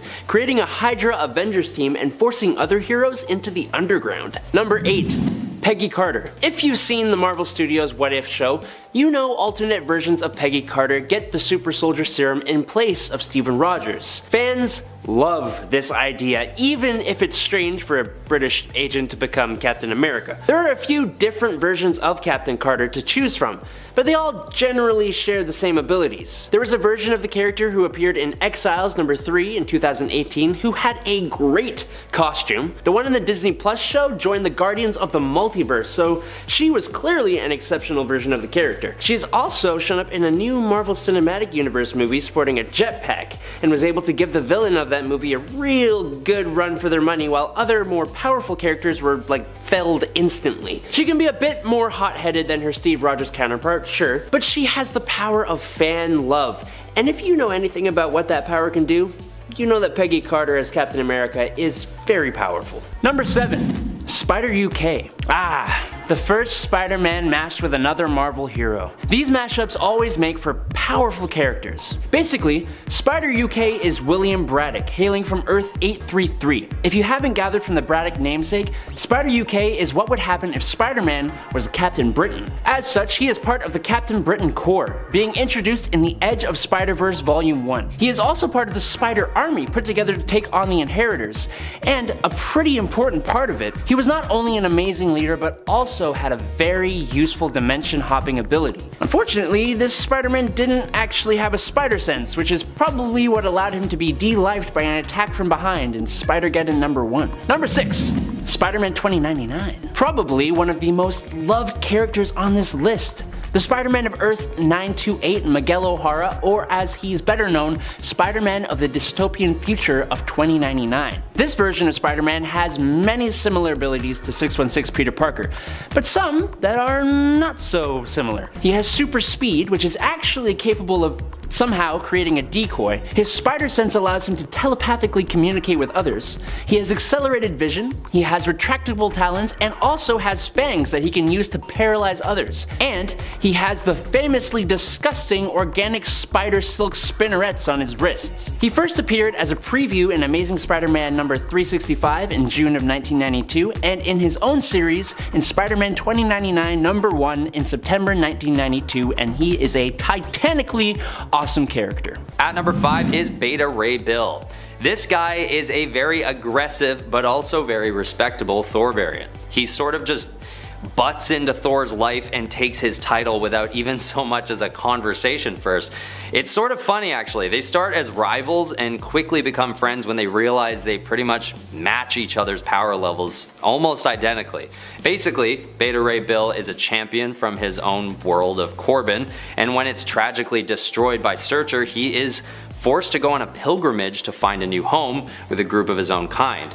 And guess where they end up? They end up in the Milky Way. But as he's entering Thor's airspace, Thor decides it's kind of his duty to go and check in on the caravan with no intention to do any harm, just to check. But Thor's motivations are totally misunderstood by Beta Ray Bill, and he decides to launch a counterattack, thinking Thor is approaching aggressively. They both fight and the battle ends with actually a victory for Beta Ray Bill, who then promptly picks up Thor's hammer without issue. This comes as an absolute shock to Thor and everyone else because this has otherwise been an extremely uncommon occurrence up to this point. Thankfully for Thor, Odin rules that instead of offering Mjolnir to Beta Ray Bill, he would instead craft a whole new weapon for the Corbinite called Stormbreaker. After all this is settled, Beta Ray Bill actually ends up becoming a friend of Thor's and even steps in for the God of Thunder when he's out of town or out of commission. At number 4 we have Old King Thor. This version of the God of Thunder is basically an older, futuristic version of the 616 counterpart we're used to. Hailing from Earth 14412, this version of Thor is the All-Father and ruler of Asgard as we currently know Odin to be. His look is pretty intimidating, having a more advanced and seemingly fortified armor as well as only one eye. The eye is missing because similarly to his father, Odin, he too gave his eye in exchange for all the knowledge in the 9 realms. On top of all that, Old King Thor seems to have refined and perfected all of his abilities, meaning that it could be pretty easily argued that this version of Thor is in fact better than the original. In terms of power levels at least. And I think it's also always helpful for a hero to have more wisdom as well, which we can all safely say Old King Thor has in droves. I mean, just look at him. Although to be fair to Thor 616, it's sort of known that Old King Thor is just an older version of 616 Thor, even though he's from Earth 14412. Now, I'm not sure if Thor developed some ability to travel to other realities, but Old King Thor has suggested a few times before that if 616 Thor were to die, he would too. So there may not be any comparison since they're kind of the same dude, just one is a lot older and arguably more badass looking. At number 3 is Jane Foster. This version of Thor has one of the most intriguing backstories on the list. Jane Foster is just an average mortal from Earth 616 who basically discovers that she's capable of lifting Mjolnir. The way this happens is that Jane gets a job as a nurse and befriends Thor, who is in his human form, resembling a rather frail doctor named Donald Blake, but eventually he reveals his true identity to Jane as well as confessing his love for her. She then becomes the first mortal that has ever been brought to Asgard, but when she's endowed with Asgardian powers, she becomes overwhelmed by the responsibilities, and so Odin deems her not ready for the task, sending her back to Earth and wiping her memory. But once again, years down the line, she reunites with Donald Blake, aka Thor, and they fall in love once again, but only after a pretty rocky reunion. She's then tragically diagnosed with cancer, the illness that killed her mother when she was only 9 years old. And fast forwarding a bit, Thor is battling on Earth's moon when he realizes that he has lost his ability to wield Mjolnir, and when the hammer begins to call to Jane, she soon learns that she is meant to become the new Thor. The hammer seeks her out telepathically and she travels to find it on the moon. When she successfully lifts it, she transforms into a powerful goddess. Well, she transforms into Thor, and her health immediately increases as well as her physical appearance. She then goes on to be a really powerful and impressive version of Thor and even sacrifices herself at one point for Asgard, but is revived by Odin for her heroism. This is just such a cool and satisfying story of a Thor finding her way, starting as a mortal and becoming one of the most powerful gods in the cosmos. And despite all the bad hands dealt to her by life too. At number 2 we've got Thor-El, which you can maybe guess is basically a combination of Superman and Thor. One interesting thing about this guy off the bat is that he's blue.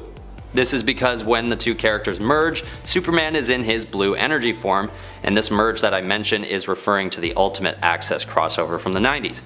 During this series, Marvel and DC laid down their feud to give fans a really interesting look into a world where Marvel and DC characters have both merged. And what a great combination to see merged into one, Superman and Thor. This is almost an unfair marriage of abilities, which makes probably one of the most powerful Thors on this list, actually arguably the most powerful. That is, if the number 1 spot on the list wasn't a thing. I know his accolades might not be the most extensive given the extremely short run of the character. In fact, he only really exists for about half an issue, but I really don't think the character should be written off due to his brevity. This list is about the value of a character in relation to the original Thor we're used to, and just adding Superman to an already powerful and extremely impressive hero, there's no question that this one has a leg up on Thor 616. At number 1, we've got Old Phoenix King Thor, or King Phoenix God of Fire. And if you're already pretty sure what this variant is all about, you're probably right, because the name is pretty self-explanatory. He's Old King Thor, having been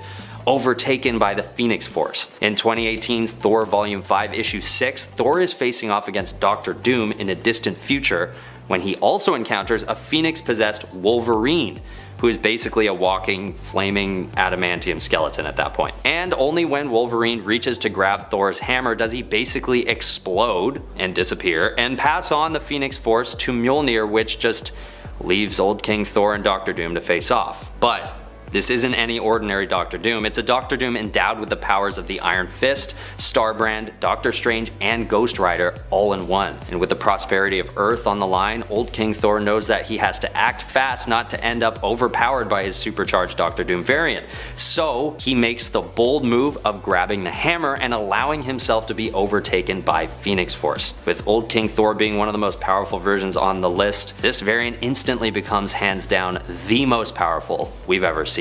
Number 10, Mazaz. On Earth 3, things are kind of backwards. Power and strength reign supreme, and those who are superheroes and villains in the Prime Universe are supervillains and heroes respectively in Earth 3. Alexander Luthor, for example, was the most powerful superhero on Earth, going by the name Mazaz, which is Shazam backwards. Now, he's technically a good guy, but his power is what I find truly terrifying. Mazaz has the ability to absorb the powers of any superpowered being that he took the life of through his lightning. Using this, he gained all the powers of Bizarro, including invulnerability, self-sustenance, Arctic vision, flame breath, and kryptonite immunity. He got the powers of the Firestorm Matrix from Deathstorm, which are too many to list, the Speed Force abilities from Johnny Quick, and the powers of Hawkwing. While the characters he fought were arguably worse than him, no one from Earth 3 is really good, and he is absolutely terrifying, when he is powered up of course. Number 9, Bump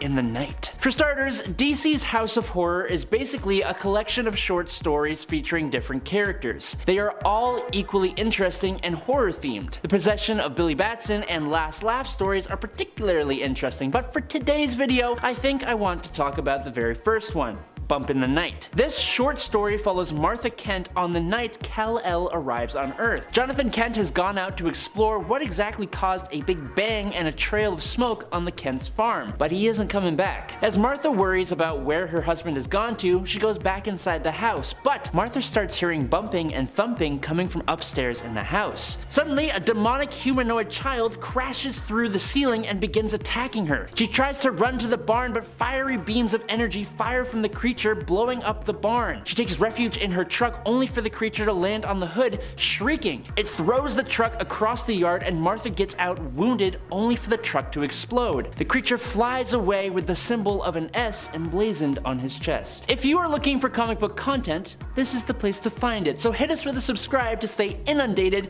with tons of videos about all your favorite heroes.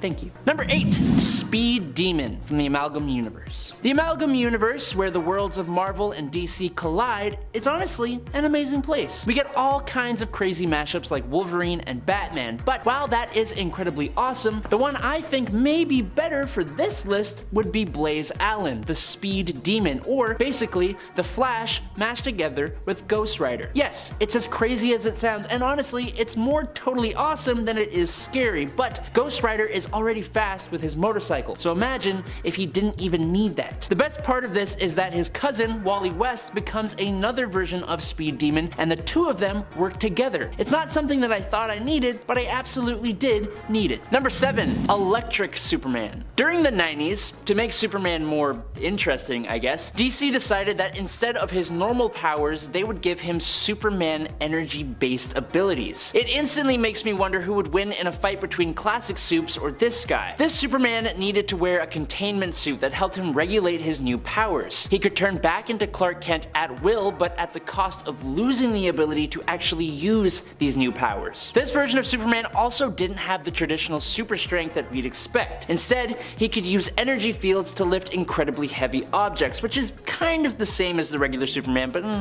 but wait, there's also more. He could also split his body into two so that he could perform different tasks, he could teleport, manipulate energy, he had molecular control, and even more. But then, just as a little bit of icing on the cake, he's also immune to kryptonite attacks and red solar energy, which is a big boon for any alternate Superman. Number 6. Val-Zod. Val-Zod is sort of like the third Superman of Earth 2. He was also saved from Krypton's destruction, and after the passing of Kal-El during an invasion of Darkseid, it seemed that Kal came back, stronger and unimpeded by morals, now serving Darkseid under the name Brutal. Turns out though that this was actually just a clone created by Darkseid, and he was eventually defeated by Val-Zod. That's probably largely to do with the fact that Val here is a man who values intelligence over strength. He has a wealth of knowledge gained through years of Kryptonian study and is possibly smarter than all humans. Val-Zod is stronger because he knows how to use the energy fields that are powered by the yellow sun. In that regard, he was powerful enough to defeat Brutal, who was said to be stronger than the original Superman himself. At number 5 is Savitar from the Arrowverse. In the DCEU, Savitar is a futuristic version of Barry Allen who is jaded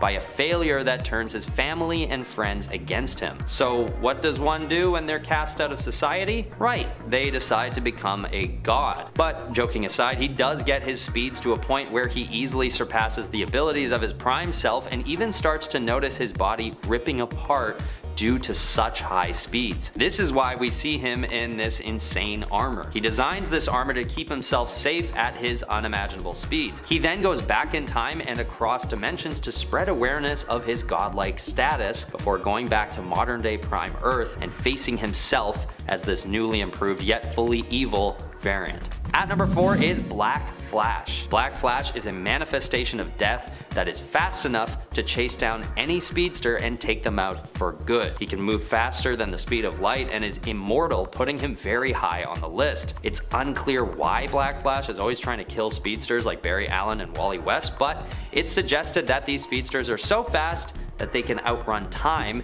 and therefore death. Unless, of course, death were to somehow, send a conduit after them that also uses the Speed Force, which is what the Black Flash essentially is. This variant first appears in the Flash Volume 2, issue 138 in 1998 and has been spotted in moments right before the deaths of Barry Allen and Johnny Quick. He has also chased after Wally West, but Wally was able to defeat this variant by running all the way to the end of time, destroying Black Flash, because when there's no time, death has no meaning. But to think that these are the lengths Wally has to go to get rid of Black Flash just shows how insanely powerful this variant is. At number 3 is Wally West of Earth 22. Featured in the Kingdom Come storyline from the 90s, Wallace West is an amalgamation of all the former holders of the Flash mantle: Wally West, Barry Allen, and Jay Garrick. He's such a powerful version of the Flash that he is in constant motion, only appearing as a hazy blur most of the time. He then becomes an interdimensional being with a hyper-awareness of the relationship between dimensions and his influence on reality. In this way, he is pretty much a god and is known to have achieved more than any Flash from any other dimension. This could be due to his age as well, because Wallace West is an older iteration of the Flash, but it could also be chalked up to his near omniscience and omnipresence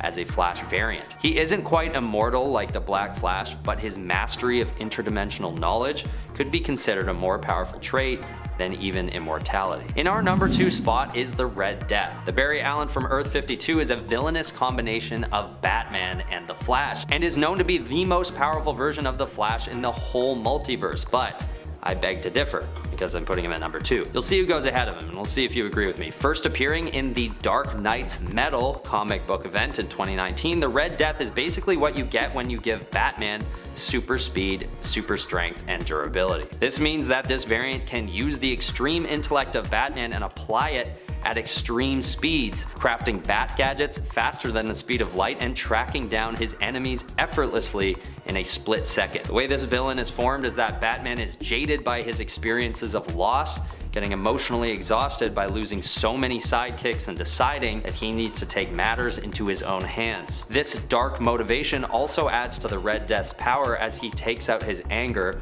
on the world with extreme speed and extreme power. At number 1 is Zoom. I'm putting Zoom at number 1. Zoom is a double variant of Flash, which is my way of saying that he's a variant of Reverse Flash, who is himself already a variant, so he's a double variant. But this version of Reverse Flash is even more powerful than the original, having an even more refined control over his time travel abilities. In the case of Zoom, he can speed up and slow down time around him without his frame of reference being affected. This means he can avoid the typical complications that other speedsters face, like intense friction and seeing and hearing at these intense speeds. Zoom's grim backstory also empowers his motivations, having lost both his parents at a young age to his father's violence as a notorious serial killer. Zoom goes right up to number 1 on the list because his grasp on his speed abilities is so impressive that he transcends into a new realm of power and becomes an adept time traveler as a result. Number 10. Ultimate Hulk. Just like every villain who is warned not to experiment on himself, the Ultimate Universe Bruce Banner, who thought he perfected the super soldier serum, used it on himself, which had a pretty unfortunate effect. Instead of becoming big and strong like Captain America, he became big and strong like Bull, or like Hulk, I guess, and tore apart the lab he was working in. So already this is a different kind of Hulk. You know, no gamma explosion caused this monstrosity. When he mixed Captain America's serum with his Hulk serum and injected himself though, he became a gray monstrous Hulk and became a bit more villainous. Not necessarily on purpose, but I mean, he ate people, said some pretty not okay things, and rampaged around New York, giving the newly formed Ultimates a threat to fight. He did eventually become a bit more of an on-again, off-again hero, even though he allied himself with the Maker at one point. But I mean, at least he wasn't actually as powerful as the original 616 Hulk, which makes him a bit better to deal with. Number 9. Aborigine Hulk. Ever heard of the House of M? When Wanda Maximoff changed reality to make the mutant Magneto the ruler of the world with his family? Well, in this world, when Bruce Banner transformed into the Hulk after the Gamma explosion, it is believed by Mr. Ross that he is a spy of Magneto, and he is hunted down like normal. But not like normal, he travels all the way to Australia, and he settles in with a group of Aboriginals where he becomes a part of their tribe, and finds an inner peace with Banner and the other guy. But of course, the conflict between the mutants and the last remaining resisting humans finds its way to the outback and onto the territory of his Aborigine tribe. With a kind of control over the Hulk persona, Hulk and Banner help the humans halt their persecution by their mutant overlords, eventually helping AIM to rule Australia. There's this really cool moment where Hulk is like using a whale to cover a submarine. It looks amazing, I promise. Just check it out. Number 8. Hulk the End. After what seems to be a nuclear apocalypse has wiped out every other form of human life on the planet Earth, of course, it is the Hulk who is the only one remaining. Kind of fitting, as he has always wanted to be left alone, and now he is alone.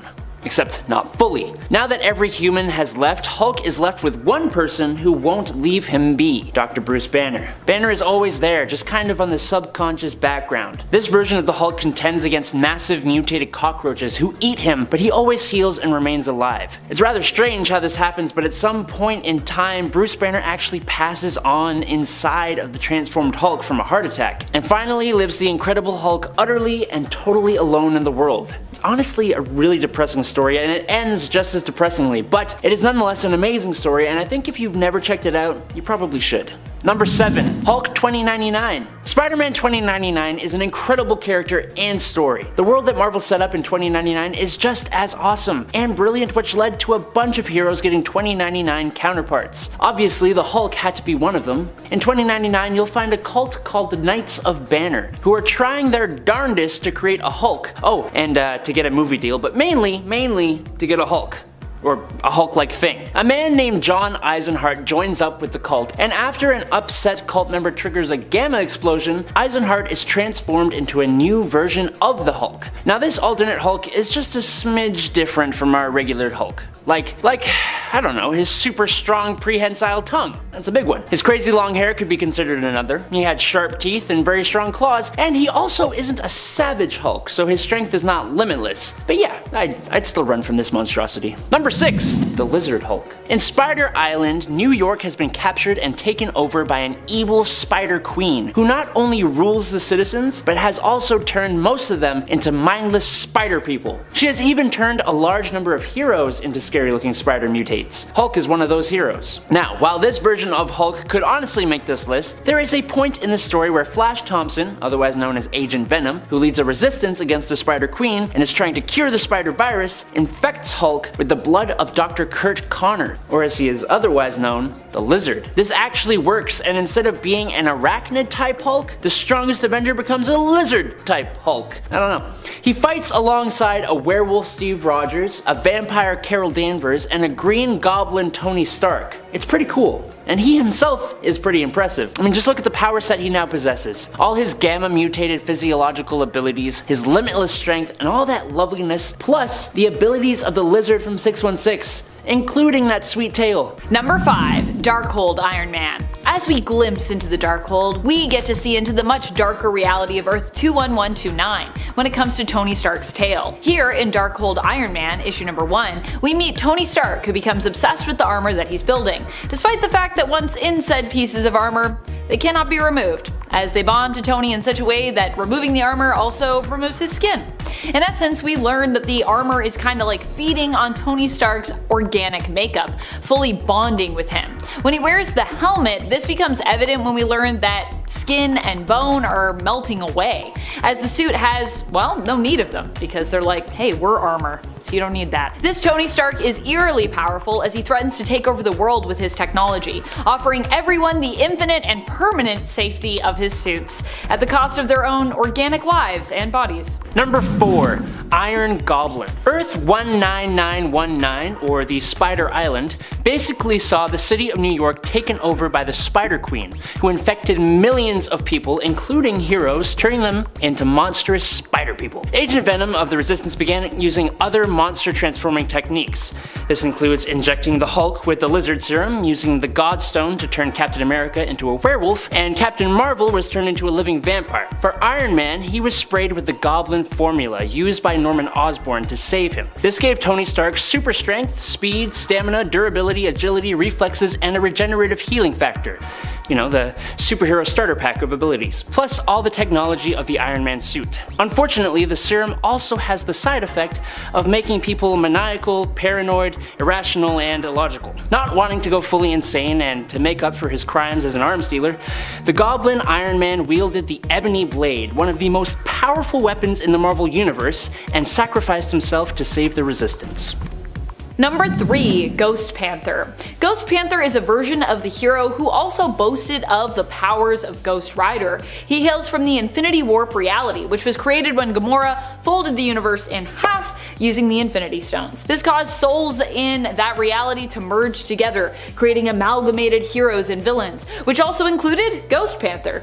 Ghost Panther is T'Challa, who also at one point used the stage name of Johnny Blaze as a stunt motorcycle rider. He has the combined powers of Ghost Rider and Black Panther. Instead of riding a flaming motorcycle though, while in his ghostly form, he rides a flaming giant Black Panther, which is pretty cool. Number 2, 1 million BC. This Black Panther is actually believed to be the first to have ever existed. He belonged to the Panther tribe and was the one to discover the valuable vibranium meteor, which would later grant the nation of Wakanda their strength via technology. This Black Panther belonged to what is believed to be the first ever Avengers team, the Stone Age Avengers, or the 1 million BC Avengers as they are sometimes known. Other than Odin, this Black Panther was the first person to wield Mjolnir, being declared worthy by the hammer and therefore able to do so, which is also pretty crazy. Number 1, Star-Lord. In the Disney Plus animated series What If, we got our own alternate version of Black Panther featured as a main character, also featuring Chadwick Boseman's final MCU performance in the episode where he voiced T'Challa for the last time. Here T'Challa has a different fate. Instead of remaining in Wakanda and eventually becoming King and Black Panther, he is abducted by the Ravagers, with Yondu believing he is the son of Ego that he was sent to Terra, aka Earth, to retrieve. It turns out that Yondu was kinda wrong about that, but aside Aside from that, Yondu also becomes quite attached to this kid. T'Challa joins the Ravagers, excited to explore the cosmos with them, and ends up becoming Star-Lord, a character who is insanely powerful and who basically defeated Thanos with like a simple conversation, convincing him that what he was doing was pretty much wrong. So no snap in this universe. Instead, Thanos ends up actually as Star-Lord's ally, crewmate, and friend, which is also pretty cool.